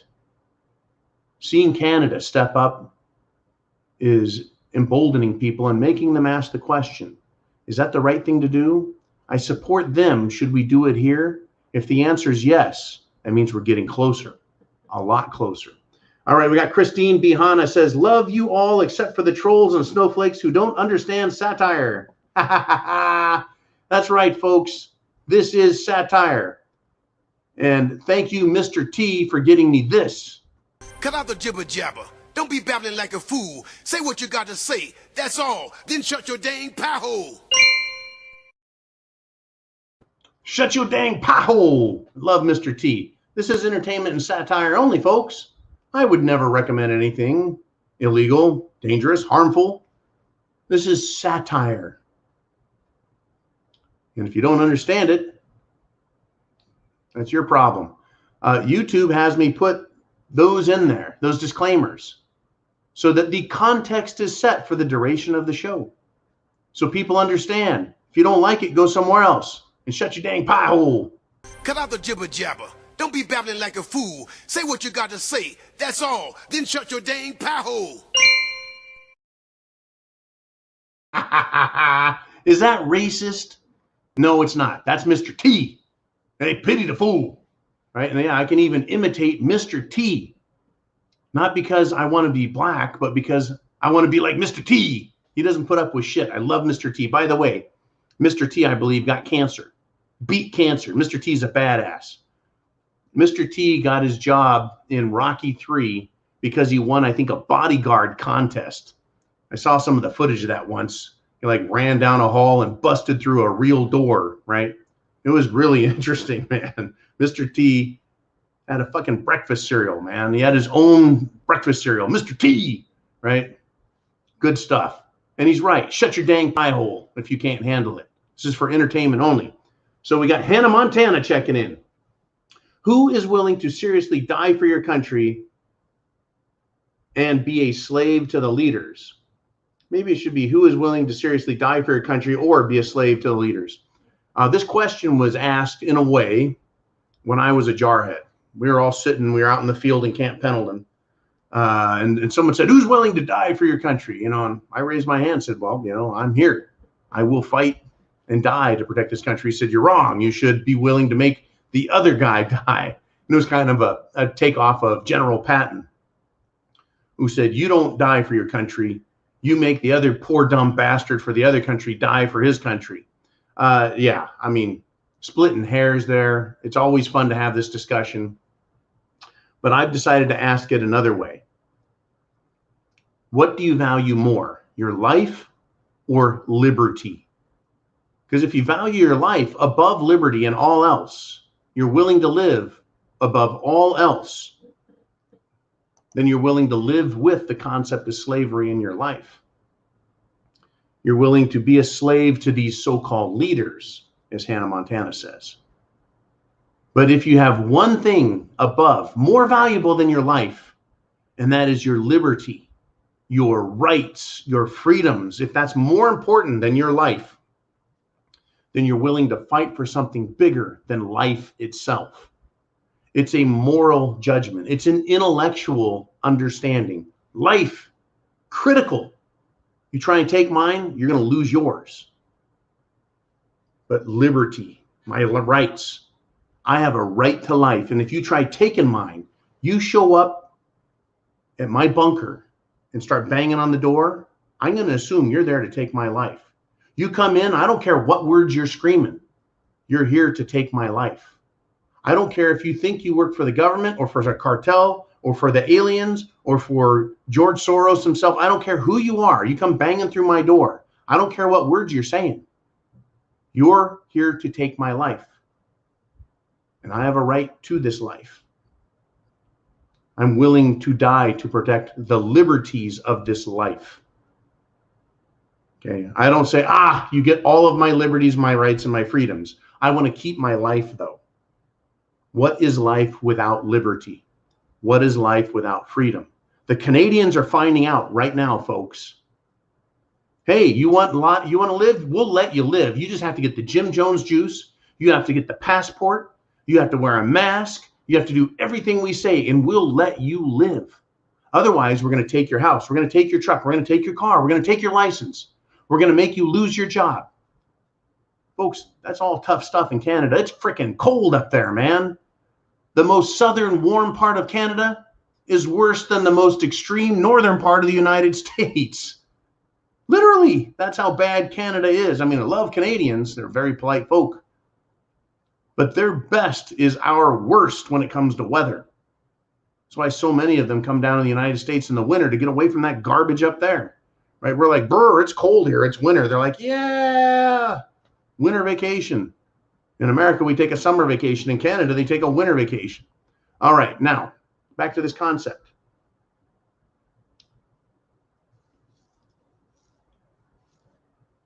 Your life has to be number two. Your rights have to be number one. If you get that mixed up, you'll give up your rights and retain your life, and you'll live as a slave. That is how humanity, folks, humanity has chosen that across the millennia. Before the United States of America, there was no freedom. You always lived under a lord, whether it's a duke or a duchess, whether it's a count or a countess, whether it's an earl or a prince or a king or queen, or a local warlord or chieftain, some tribal leader. You were subject to their will. You couldn't, folks, prior to the United States of America. You couldn't travel country to country at will and do what you wanted. You couldn't leave the kingdom in which you resided, right? If you lived in Burgundy, France, you couldn't leave Burgundy. You may not have been able to leave the town you're in, the village, without permission. You needed permission to travel, the Lord's permission, the king's pass, if you will. Do you have the king's pass? I have it not. Then you may not pass. Right? The king's pass literally allowed you to pass.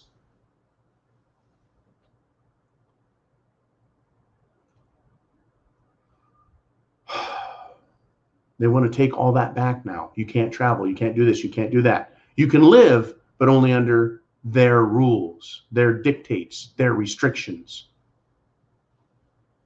To be free has been the dream of man for eons. To go and do as you will. We have that right now. Are you willing to give that up and go back to the way slaves have lived for thousands of years? Now understand, oh yeah, I heard about this guy, he traveled, and why did that guy go here and there? They had the king's pass. They were the elites. The elites could travel, go places, go from England over to the continent. No problem. They could travel from Italy to Spain, through France. They could go up into Germany, up into Prussia, if you will. They were the elites. They were wealthy. They had the king's pass. They had permission. The common folk did not.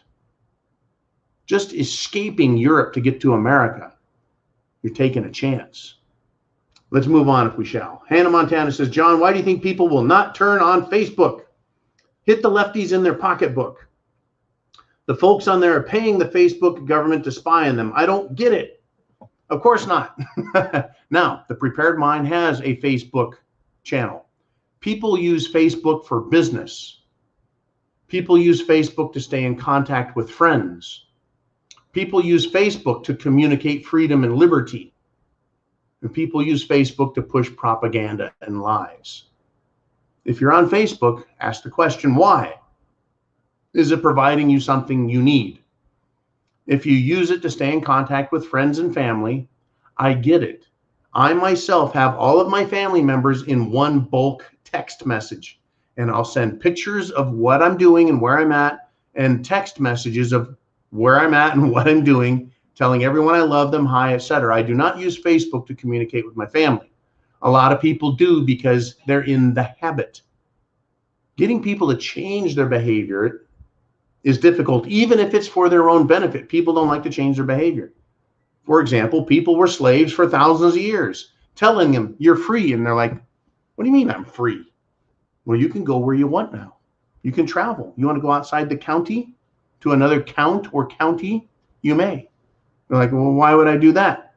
Well, if you choose to, you can. You are now free to go where you want.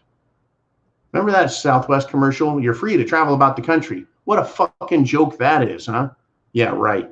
Anyways, telling people to be free, they didn't want to do it. Well, they're like, well, I don't have the money. Well, maybe in 5 years, now that you're free and you're not paying a bunch of taxes, you'll have enough money and you can travel where you want, do what you want, start a business, retire, whatever. Freedom. So, Facebook, a lot of people use it for business, literally, because other people are using it for business. Okay. Now, some people are using it for propaganda. Some people are using it to promote freedom, liberty, and that's what we are doing on Facebook. Now, me personally, I don't understand Facebook. I don't know how it works. Jolene, Uman, and others handle that. Okay, the Prepared Mind Network is too big for any person to do all by themselves. And I've got to commend Jolene and Oliver for all the work they do behind the scenes. It is not unrecognized. It is not unappreciated. It is very much appreciated, and I recognize it. I just try managing the information that we bring out here. So yeah, the government spies on us with it. I get it. Facebook makes money on it. The same reason I'm on YouTube. They spy on me. They know exactly who I am. I'm sure they have a personality profile on me. I'm an INTJ in the MBTI process, right? Very calculating, very different individual. They know who I am, folks. They know what I've done my whole life. Right? They have a good idea who I am. F them. They can F off. They can go to F and right? I don't care. Right? I want liberty and freedom. I value it above my life. fuck around and find out. Literally. Right? That's where I'm at in life. I'm a nonviolent person. I'm a good person. I don't have a criminal record. I pay my taxes. Leave me alone. That's what I tell the government. But people use Facebook. If there was a good alternative, just as if there was a better alternative than YouTube, I would use it for contacting the masses. Now, Patreon has been great in that we have a censorship-proof function or social media functioning system. Patreon, I can put videos on there, folks, that link you to doctors that talk about subjects that are a big no-no on Facebook and a big no-no on YouTube. But they're on Patreon if you join the Prepared Mind at Patreon. It's only $2 a month. Right? You want to hear about elections and fraud and banks and bad stuff all over the place, stuff I'm not allowed to talk about? I wish there was an alternative to YouTube. We're waiting, folks. Just like we're waiting on a better than what Facebook is. Facebook, by the way, was funded by the Central Intelligence Agency using Zark Zuckerberg, right, as their front man, building this information gathering, compiling system. No, they know who we are, and guess what? We're an unruly bunch of free humans. All right, we got Loretta Hooch says, have the people had enough tyranny? In Canada, we're seeing exactly how much people are willing to put up with, and they are exhausted with tyranny. Now, it's a great topic. Well, let's just say the government ran as hard as it could to get where we're right now, Loretta. But they stop. They don't bring in any more tyrannical rules. They're just like, well, we're going to keep pushing you to get Jim Jones juice. We're going to keep pushing you to get some kind of a passport. We're going to keep messing with you on travel. We're going to kind of dick around with you on higher taxes. We're going to continue to punish you in the same ways we've been punishing you for the last 2 years. Well, even if they don't increase it more, people get tired of being dicked with. Right? If you took me and put a horse's yoke around my neck and stuck a plow in the ground behind me and then said, John, the store is 1 mile away. We're not stopping you from getting there. You can go there anytime you want. And so I start trying to get to the store. I need food. I need water. I need, vitamins, right? I need some beer. I need some scotch. Well, it's really hard to get there already. And now I'm pulling a plow behind me, taxes, government screwing with me. Even though they're not adding more weight as I go, it's just difficult. So when you say, have people had enough tyranny? The answer is yes. And the longer we're under tyranny, the more it bothers us. Even if they don't increase it anymore, we still are at a level of tyranny where people are getting fed up with it. They're getting really pissed off. They're calling it cerveza fatigue, right? They're saying they're tired of it. They're done with it. It's over.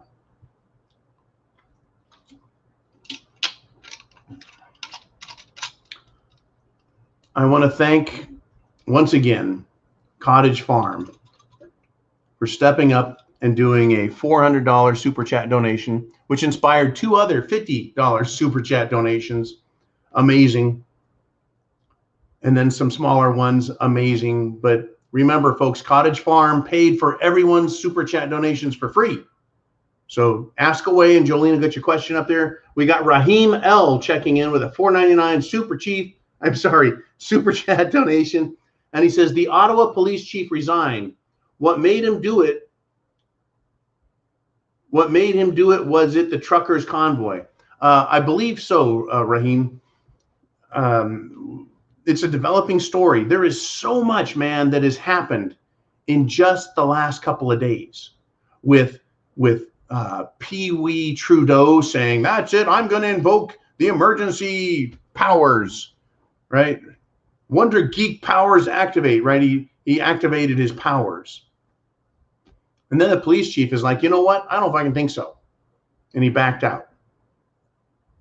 He resigned. I have no conclusion but to draw that something was said to him. Some demand was put upon him that he couldn't agree with.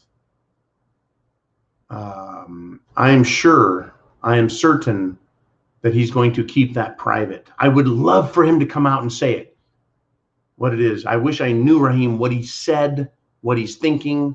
I wish there was a big public statement that we could point to and know it was true, not just, well, I just decided it was time to retire. I've had enough of this Canadian cold. I'm going to go down where John's at in Mississippi and go hang out in the bayou. No, I don't know. I don't know for sure. But boy, and I'm not a betting man. I don't believe in betting. I believe in a sure thing. I would put money on the fact that it had everything to do with Trudeau, the convoy, the shutdown, the suffering of the Canadian people, the abuse of their rights. It's incredible. Folks, I'll stand up for and defend anyone who is being abused by the powerful. I did it as a Marine. I've done it my whole life. I don't like people using their power to hurt others. Pisses me off, whether it's individuals, local government, county, state, or federal. I hate it. I'll oppose it. So there we go. Thank you, Raheem, for the great donation to the GTFB and SB fund. You're promoting, you're pushing, you're encouraging, and funding our efforts at the Prepared Mind Network. The rsyndicate.com is another place you can go to get all prepper information. So we got Cottage Farm checking in. She says, Ukraine war. Are our USA soldiers willing to die for Biden? God help us. Now, if our United States of America citizens are willing to die for freedom, God's on our side. Protect your liberties. I'll tell you what. Are our American soldiers, military men and women, are they willing to die for Biden? It's a really interesting question.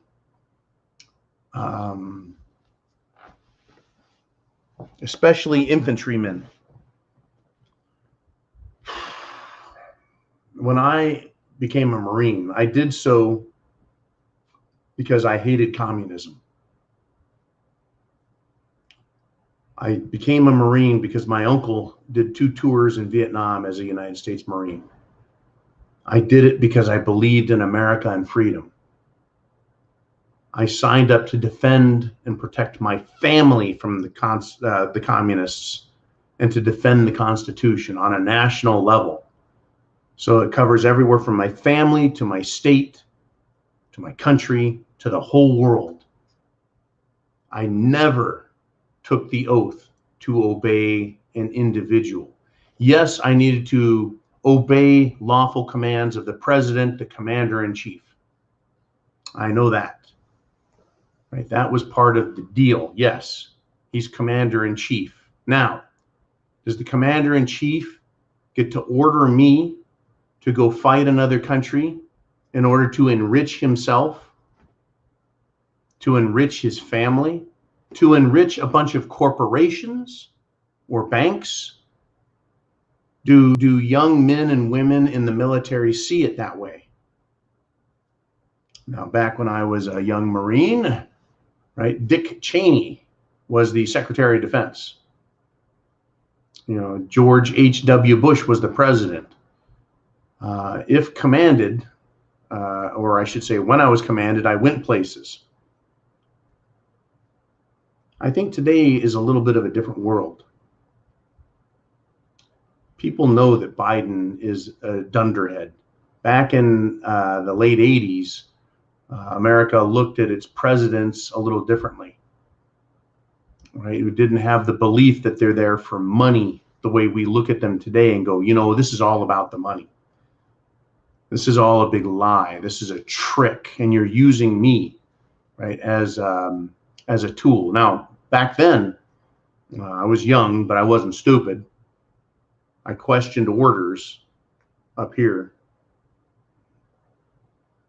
Today, I wouldn't, you couldn't pay me enough to enlist or be a commissioned officer under Secretary of Defense Lloyd Austin and the President Joe Biden or Camel Toe Harris, or serve under General Milli Vanilli or any of the other Joint Chiefs, right? They're a despicable bunch in positions of leadership who I believe have violated or abrogated their duties and their oaths. It's disgrace as far as I'm concerned. If ordered to go over there, they're going to go over there, folks. The military, men and women, Marines, Army, Air Force, the Navy will go over there as instructed. Are they demoralized? Probably. What is going on in the military is very demoralizing. Are the men and women that are patriots, that have enlisted or commissioned, are they there for the same reasons I was 30 plus years ago? The answer is yeah. I'm sure that they sign up, to get the GI Bill, to get out of their hometowns, to get some experience in life, to see something different, to serve their country, to protect the country against enemies. I'm sure that's why they're there, the patriots. Do they want to die for Biden? No. Are they willing to follow orders in defense of their country? Yes. Are they somewhat disillusioned? Are they fooled? Do they fully understand why the country's there? Probably not. It is a very difficult to understand scenario that's playing out in front of us. Because I consider to be pretty well educated in politics, geopolitics, national politics, basic history, modern history, ancient history. I was pretty well educated, I think, able to understand and grasp these concepts. And I was still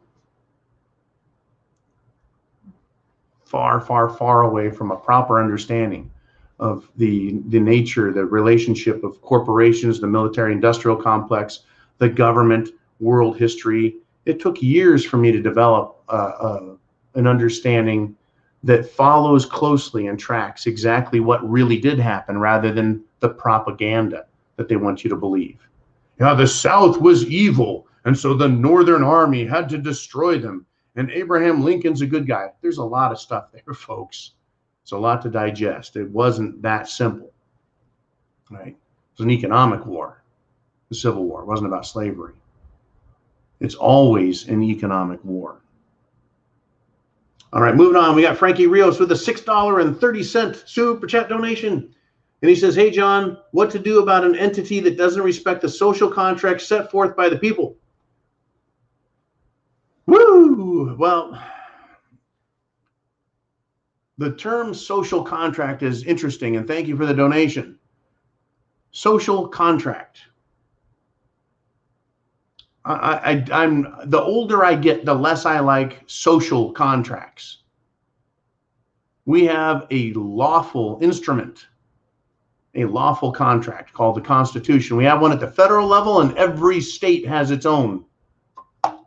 It is both a legal contract, a binding document or instrument, and under it, underneath the Constitution of the federal government, underneath the Constitution of the states, are smaller, less important social contracts.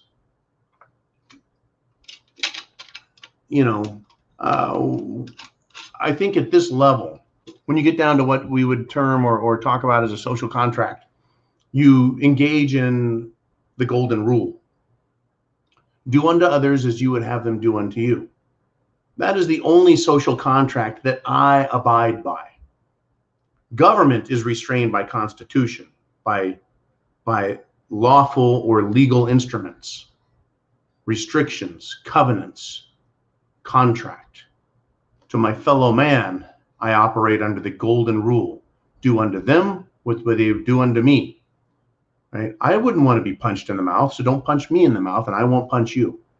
I don't want my stuff stolen, so I won't steal stuff from you. Your car, your house, you're good. Very simple.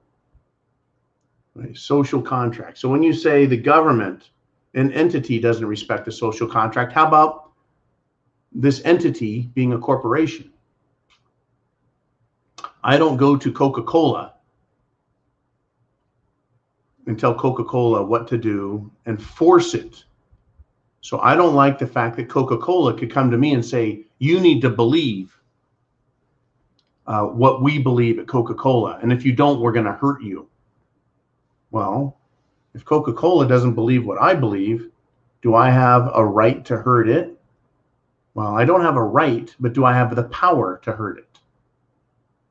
Well, the golden rule says you ought not. But Coca-Cola, having engaged in a disrespect of the social contract, that is, respecting others and their belief systems, even if you don't agree with them, and allow them to exist. And by their merits and their effort, they will succeed or fail. And that other men and other women will look at a person's actions or a corporation's actions as defined by the corporate mandate and determine whether or not they want to do business with that company. Coca-Cola, you want to tell people to stop being so white? Go fuck yourself. People stop buying Coke. Coke is going to go down. Right there. You think they're saying that same thing? You think they're still saying be less white? No. Are they suffering for it, for the stupidity they did last year? I hope so. They should be and continue to suffer from it. They're jackasses. Now, so what to do about an entity? Other people? Tell you what, Frankie, I'll tell people right off. You're going to tell me what to do? Stand on your head for an hour. You do what I say, then maybe I'll consider doing what you say. Right? A business that says, hey, put on a mask before you come in the store. Okay, I'm going to go into your store and tell you, you put on 6 masks. If 1 is good, 6 is better. You're going to tell me what to do? I'm going to tell you what to do. And they say, well, get out of our store. Okay, then fine, fuck you, I'm out of here. Right? You don't want to respect me, I won't respect you. You respect me, I'll respect you. Social contract, right? Do unto others as you have them do unto you. Right? Constitutions, edicts, rules, that's a whole nother game. And there's a price to pay for violating those. And it's right there in the Declaration of Independence. We got Sarah Carell checking in. She said, do you have thoughts to share on the new hemorrhagic virus supposedly coming to us from the Beijing Olympics? Woo! We're going to see how that plays out, Sarah. I trust China about as far as I can kick them. They're communists, which means they're liars. They're communists, which means they think of their people as human resources, slaves. They're communists. They have no respect for individuals or a group. All they care about is power, control. And with that comes money and look out. So we were told that there was a virus that was in China that was causing people to fall down in the streets and have seizures and fits and die instantly. We were told by China that there was a disease that was so bad that it wouldn't die. It would get on a surface and live for weeks. We were told that there was this disease coming from China that was so bad that you could spread it,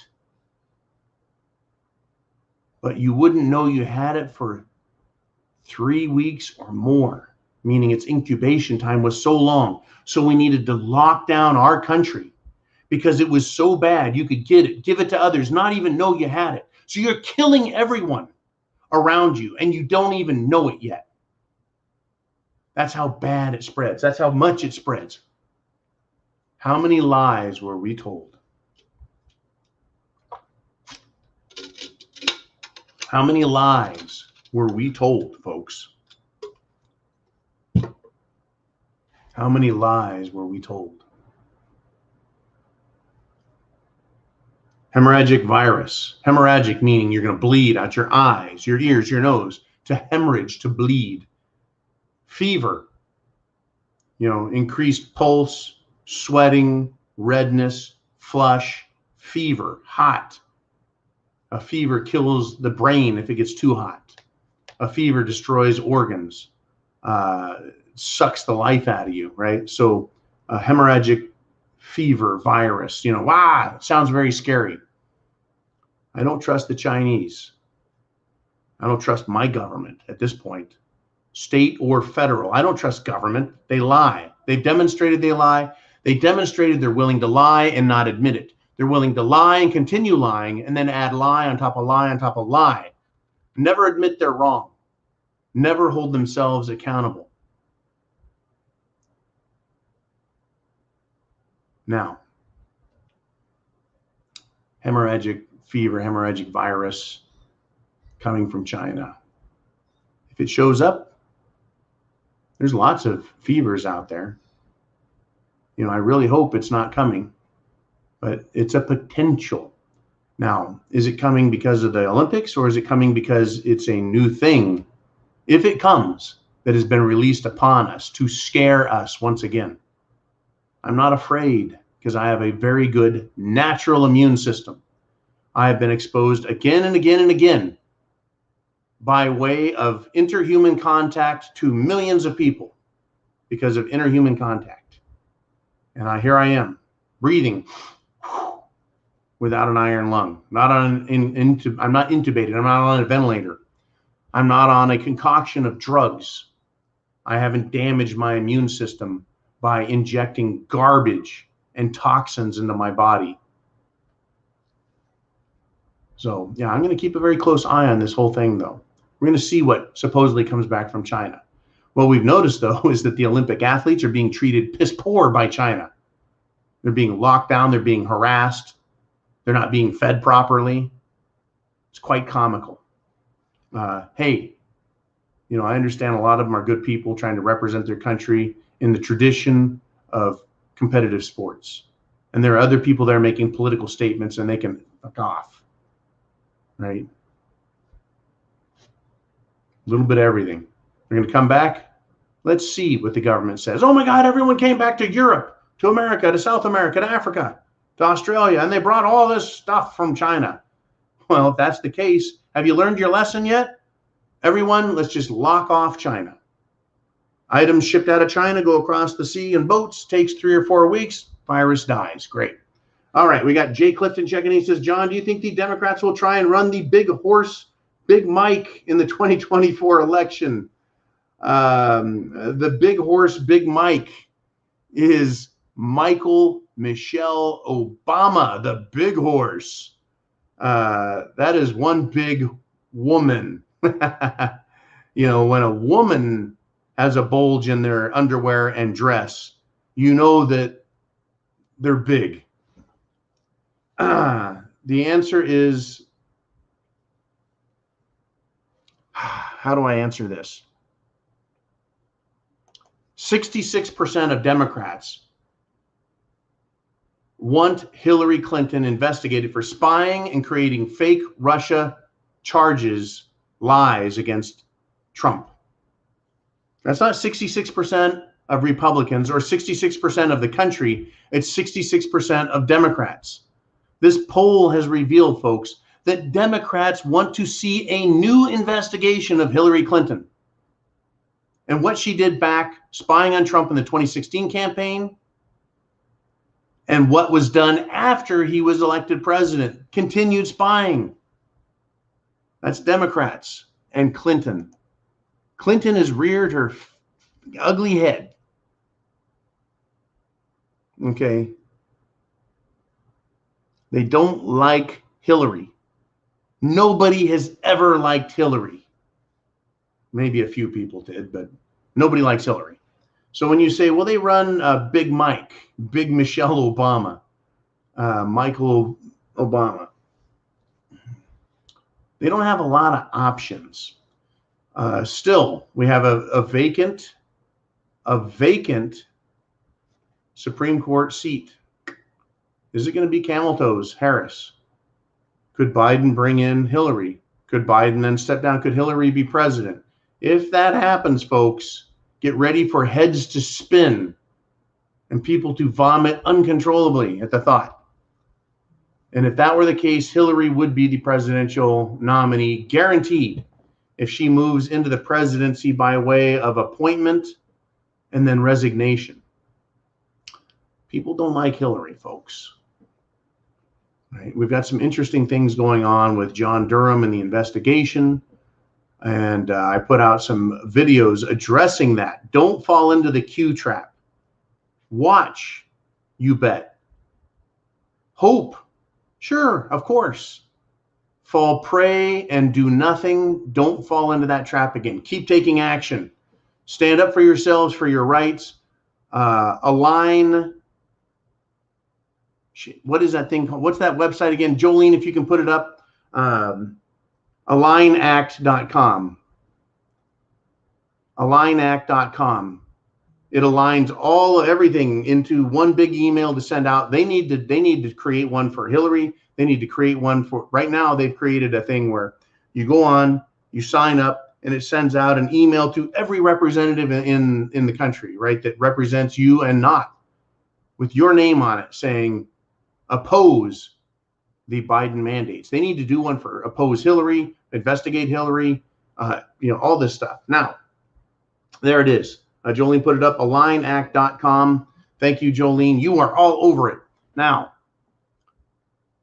Hillary, if she's not the candidate, who do they have left? Folks, they scrambled like mad looking for somebody to run for president. And all the Democrats could come up with was Joe Biden. And he got 91 million votes, really? More than Obama, more than any other president ever. He is the most unlikable, uncharismatic, unpopular, unintelligible. Literally, whether the guy is a racist or not, he says stupid shit racially. Stupid shit that's insulting.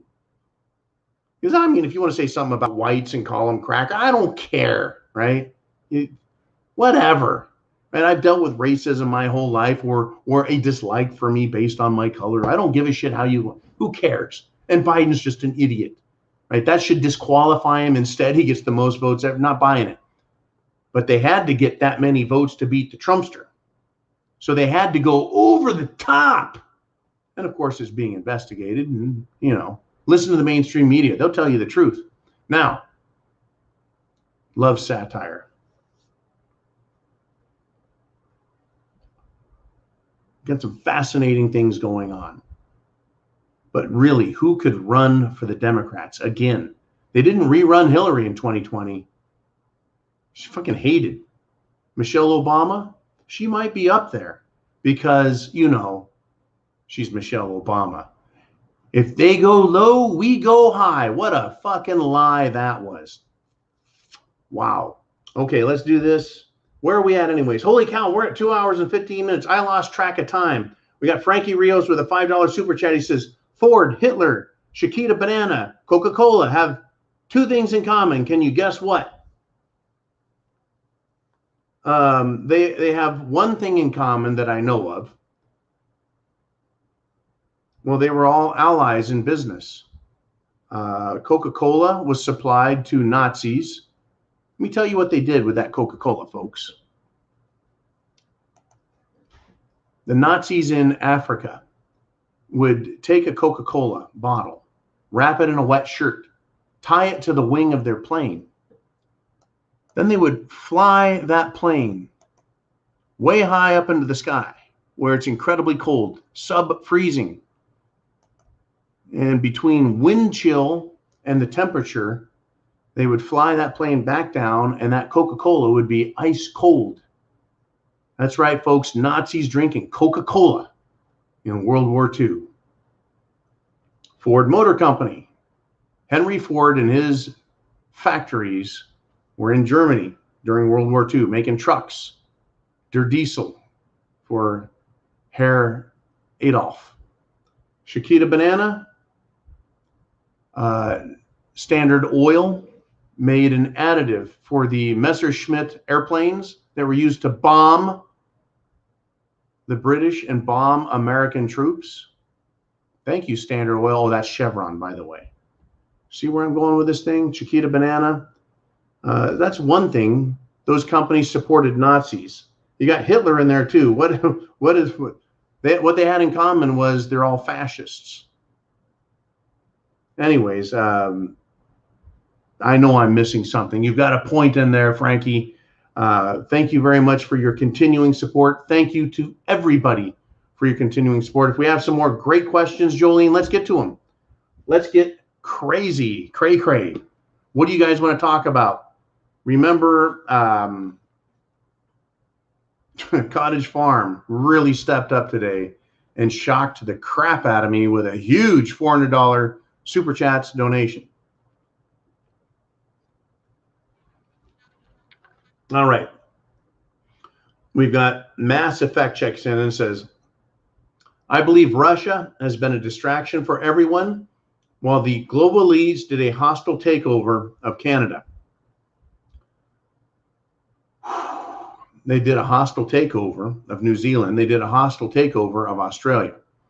They've done a hostile takeover of the United States of America and Canada and Europe and England, Ireland, Scotland.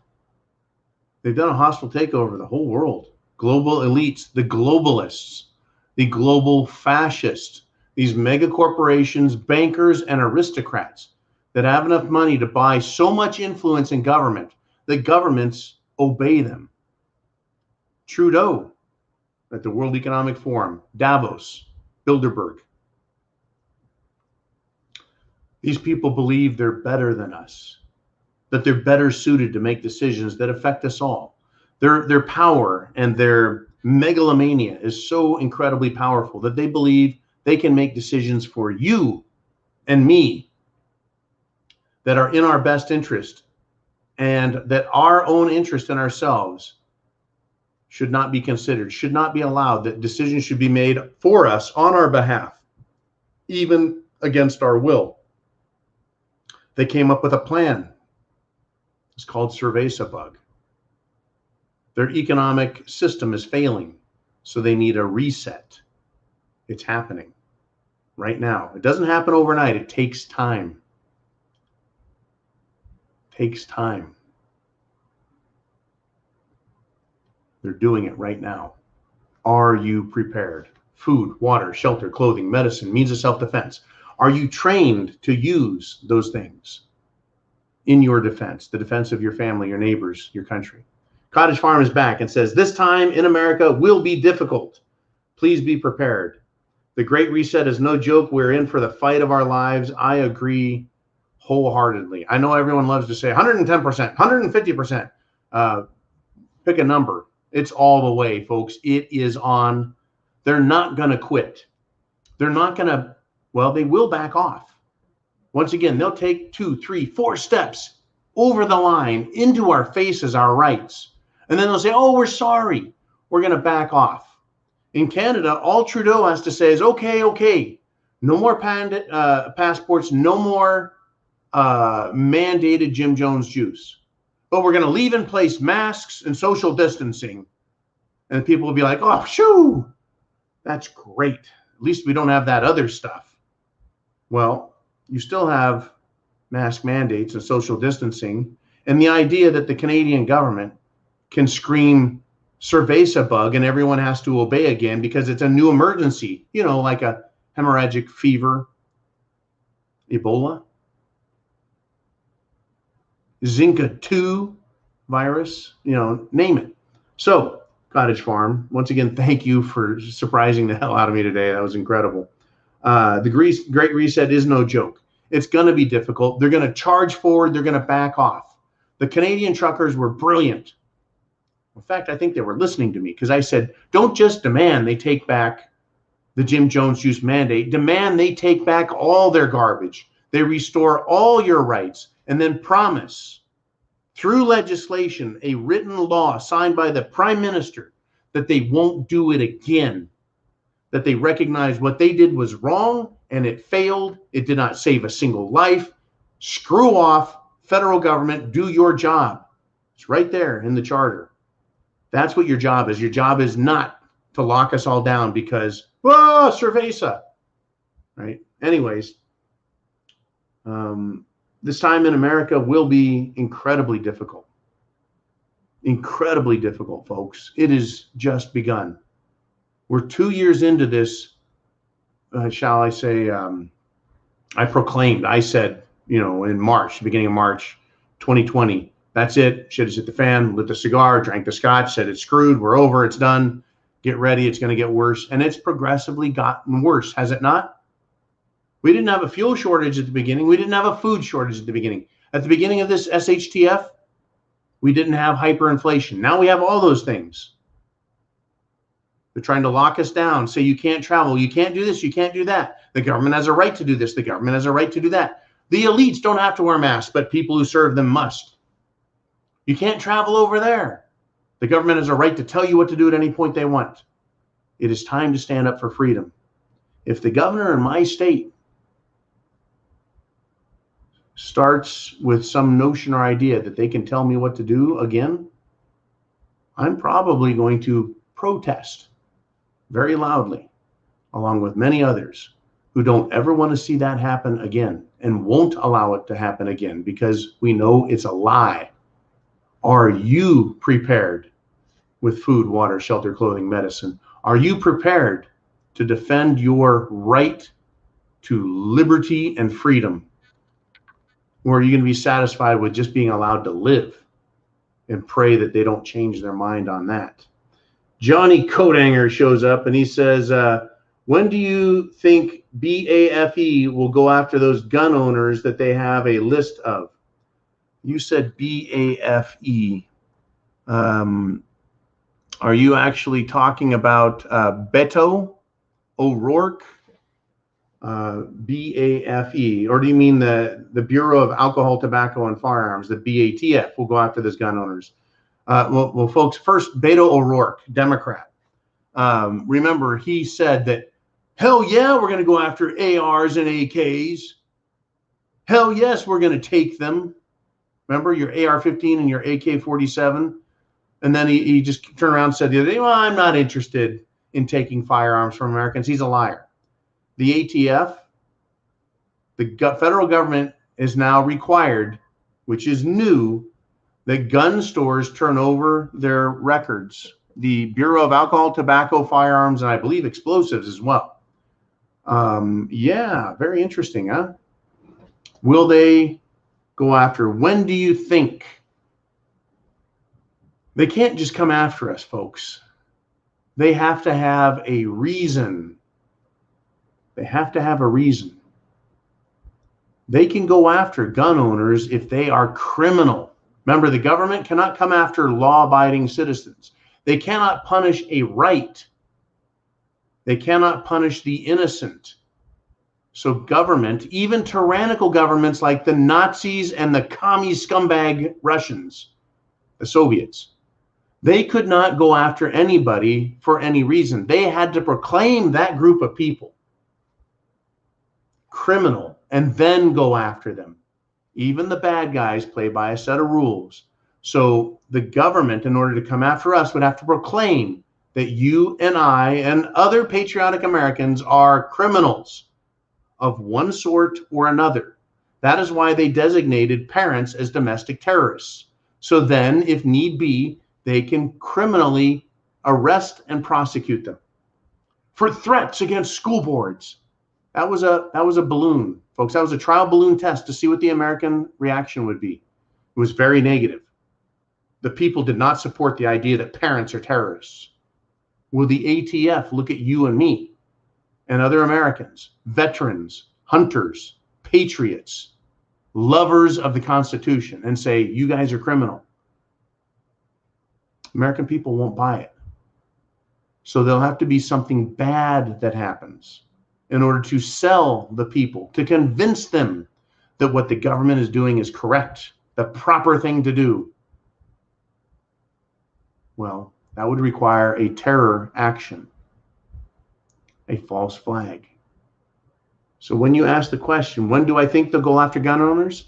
They would have to have an action so that they could designate us criminals, to criminalize the idea of having guns. They've tried this for years, folks, and it fails every single time. Every single time. Now, do they have to have a successful false flag in order to do what is being suggested, confiscating weapons? No, they do not have to have a successful false flag. They just need to have anything that they could then proclaim, send out their henchmen, cause even more trouble, more pain, more suffering. Hey, this time in America, it's going to get bad, I think is what Cottage Farm said. Again, thank you for sponsoring everyone else's questions and making this desire to have a $400 super chat Tuesday. A zoo. Thank you very much. It worked. We got Raccoon Eyes checking in saying, under which president did the country take this dark turn on the people for greed and control? I'm going to surprise you all. One second. I'm going to cerveza sneeze. I've got some medication for that. Right? This is going to sterilize my mouth. Raccoon Eyes. The president under which the fascist operatives tried taking control and first tried taking control of this country was under FDR, Franklin Delano Roosevelt, in the 1930s. There was an attempted coup attempt in the United States of America. They tried using Major General of the United States Marine Corps, Smedley Butler, the most decorated veteran in the history of this country. Smedley Butler, general, tried recruiting him to lead a coup, an army of veterans against President Franklin Delano Roosevelt, who was in his time a great socialist. He started Social Security. He created government bureaucracy above and beyond what had ever occurred in our country, because there was a huge push for socialism around the world at this time. That's right. We had fascism on the one hand, Nazis, and we had communists, Stalin and the like, on the other side. And there was a big demand by the people for unions, right? So you see this attack or fight between fascists and communists. Fascists are government that want to be in bed with and enriched by corporations, and communists want to control everything, all human and all resource fall under government ownership in communism, and is to be distributed equally amongst the people. Failure of a system, and fascism fails as well, folks, but it does make the rich and very powerful. So it was during the 1930s that very rich and very powerful men tried to recruit General Smedley Butler in a fascist takeover, and they were going to execute FDR, and they failed because Smedley Butler, not that he was a socialist, but that he was a great American military mind, outed them all. And he also wrote a book called War is a Racket, meaning it's a money-making exercise. It enriches business. After FDR, and the fascists, by the way, were never prosecuted. Never prosecuted. The people who attempted the coup d'etat were never sound familiar? It was a huge attempt to trick Trump in his first election. And in the second election, the 2020, yeah, there were some problems, were there not? But enough of that. Let's look back in history. After FDR,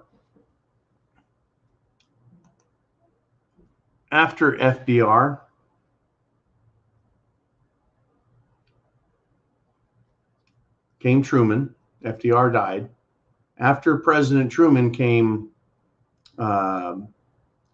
President Eisenhower. General Eisenhower, commander of the Joint Armed Forces, the big dog in the war against the Germans in World War II. Right? He became president. Ike, right? His slogan, folks, was "I like Ike." I like Ike. I'm trying to upload and prepare something that Mr. T sent, and so I'm gonna upload it here as quickly as I can. Eisenhower served his term as president.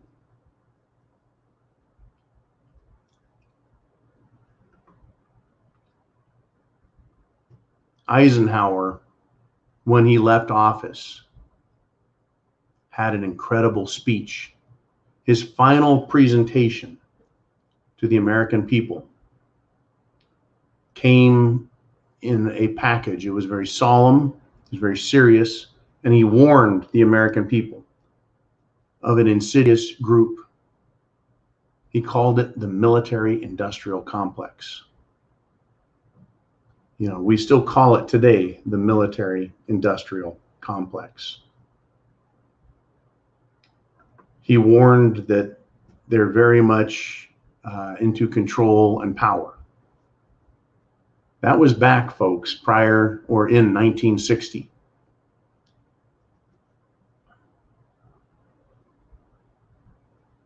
I'm doing the best I can. Here we go. Very good. This system that we're operating under now, folks, has existed a very long time. New Cavalry puts $20 out there. He says, first time super chat, long time follower on Patreon. I drive trucks. Continued. Holy cow, New Cavalry with $100 super chat donation. Oh my God. Okay, hang on. I've got to do this. I've got to get this in. Today has turned out to be, Jolene, put that back up. Don't get rid of that. Don't get rid of that. Okay. I'm trying to do 3 or 4 things at once, as well as describe the military-industrial complex and what has happened to our country. The first attempted open coup was during FDR. It was suppressed. It was not punished. Eisenhower did his best to expose it.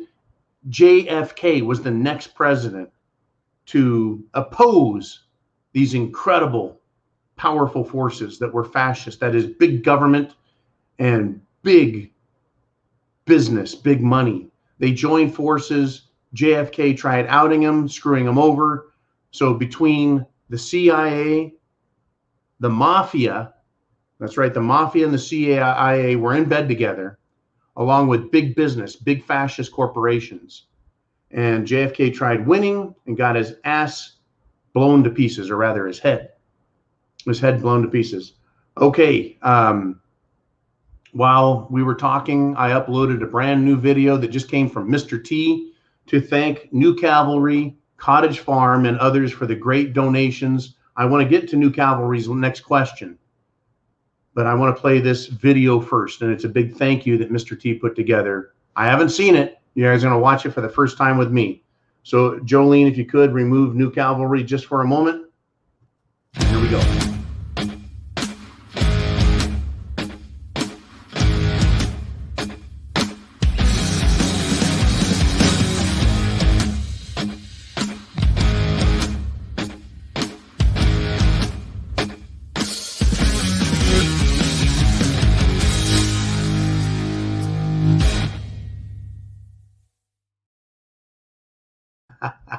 Thank you very much, Mr. T, for producing that on the spot, folks. It's very heartwarming for me to see, right, all the generosity, the hard work, the dedication, the fact that you guys are on the ball all the time. This is what the left doesn't understand, is we'll find a way to fight them. Okay, let's get back to New Cavalry if we can. Jolene, thank you, Mr. T. And so New Cavalry says, Obama signed an executive order making it an act of terror for truckers to go on strike. I'm willing to quit. Freedom above all. This idea that government can proclaim anything an act of terror is fascinating, is it not? Going to a school board meeting and opposing a bunch of Marxist scumbags that want to abuse children, that makes you a terrorist? Where do I sign the paper admitting that I oppose Marxist child abusing school boards? Because if that makes me a terrorist, I guess I stand for all to see. And if quitting my job or accepting a job makes me a terrorist because Obama or Biden or Trudeau says so, well, then so be it. Freedom above all. I'm willing to quit or go to work for whatever I want and wish as a free human being, a free agent. And I will serve my fellow man in freedom for liberty, putting liberty or freedom above all else. God bless you, New Cavalry. Thank you for the awesome donation. Thank you again, Cottage Farm. Thank you, Mr. T, for putting that together. Thank you to all of you for donations. Thank you to everybody who behind the scenes spends their precious time, energy, and effort looking around, paying attention, and then sharing the internet address with other people so they can also do the same. They can wake up, they can get prepared. See what you did, Cottage Farm? See what you started? This is what happens. Supporting others and fighting for freedom is infectious. This is what I never understood about lazy people, intellectually lazy people, is they can't get behind something that benefits them. Folks, it benefits me to push for freedom because it benefits me, my life, my children's life. Everyone else wins. We all win. Freedom creates prosperity. Freedom creates happiness. Taking pleasure in one's self, being able to serve our fellow men and women, of course, naturally. Stepping aside and leaving racism alone allows us to talk better, to get along better. I don't give a shit if you're homosexual or not. Don't throw it in my face and tell me I have to accept it. Now you're telling me I can't be free in my mind to choose for myself. I don't care what your religion is, as long as your religion doesn't tell me I can't worship as I see fit. Right? This country was not founded as a Christian country, but as a deist country, a country that believes firmly in a creator. Because the idea wasn't to say we recognize any one religion, but we recognize that people have a right to worship as they see fit. So it was a country built around the idea that there is a God and you can worship as you see fit. When country assumes, when government assumes, takes on the mantle of godhood, we've got a problem. This country was founded on the idea that there's God who created man. It's right there in the Bible. God created man, and man created government to serve him. Somehow government has put itself back above man and tried saying that God does not exist. That is the communist way to say there is no God but government. Freedom above all else. Freedom above other men, freedom above government. It is freedom. And then I choose how I worship. I look around at creation and go, how is this possible? How does this work? Well, it certainly doesn't require a bunch of jackasses in Ottawa or DC or Rome or the city of London or London proper or Buckingham Palace or Paris or Brussels or Stuttgart. Certainly not Beijing. I don't need any of them to tell me what to do or how things work. And it is through no credit of theirs that things did work so well, until, of course, they tried hammering us down. Thank you for putting that out so quickly, Tim. That's incredible. What is going on here? It looks like I've been caught. It looks like I've been caught in the Star Trek Enterprise tractor beam. Somehow I was dissolving there and I was going to beam up to Scotty.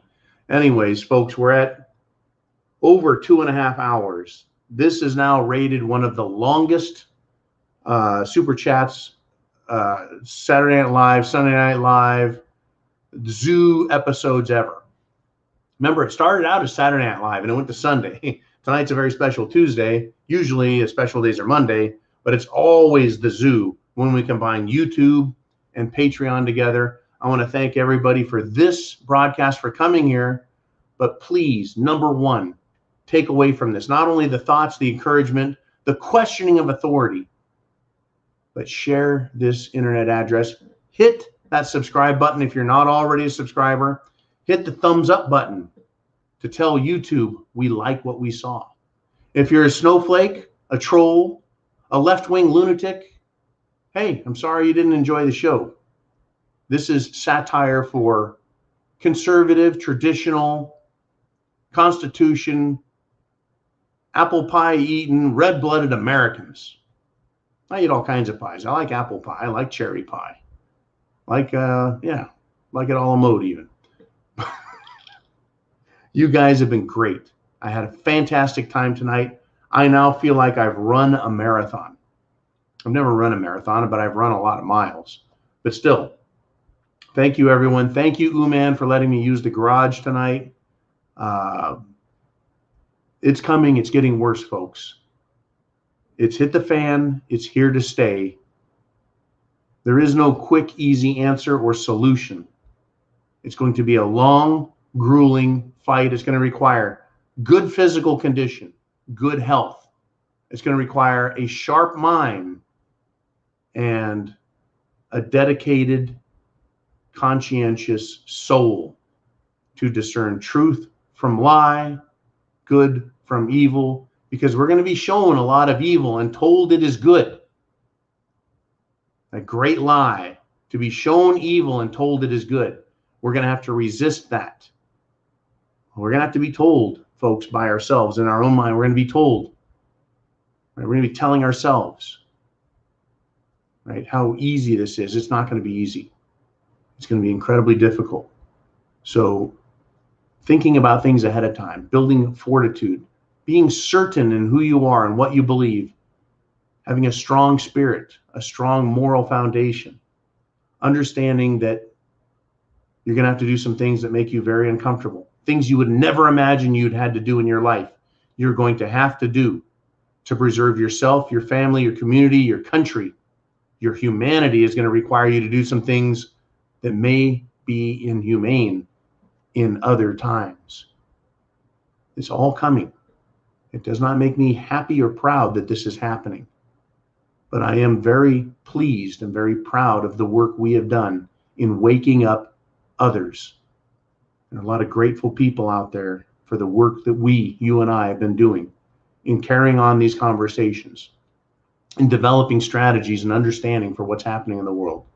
Thank you very much. Keep spreading the word, share this video, and above all, be prepared. Food, water, shelter, clothing, medicine, means of self-defense.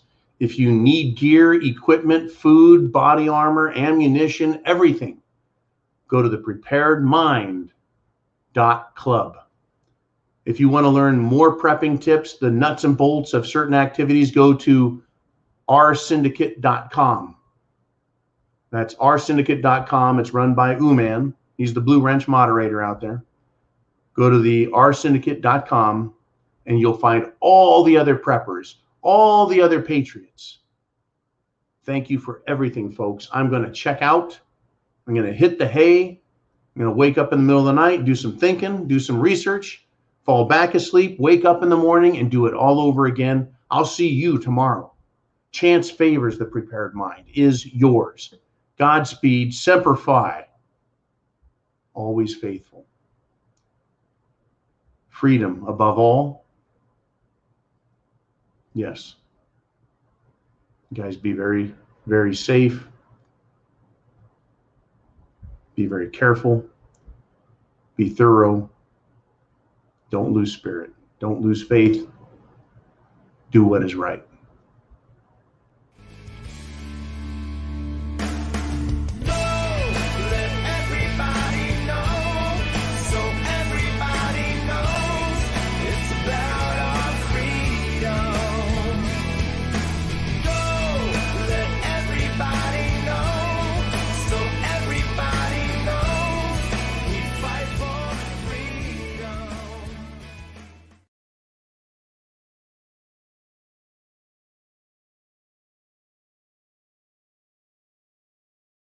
Cut up jibber jabber. Don't be babbling like a fool. Say what you got to say. That's all. Then shut your dang pie hole.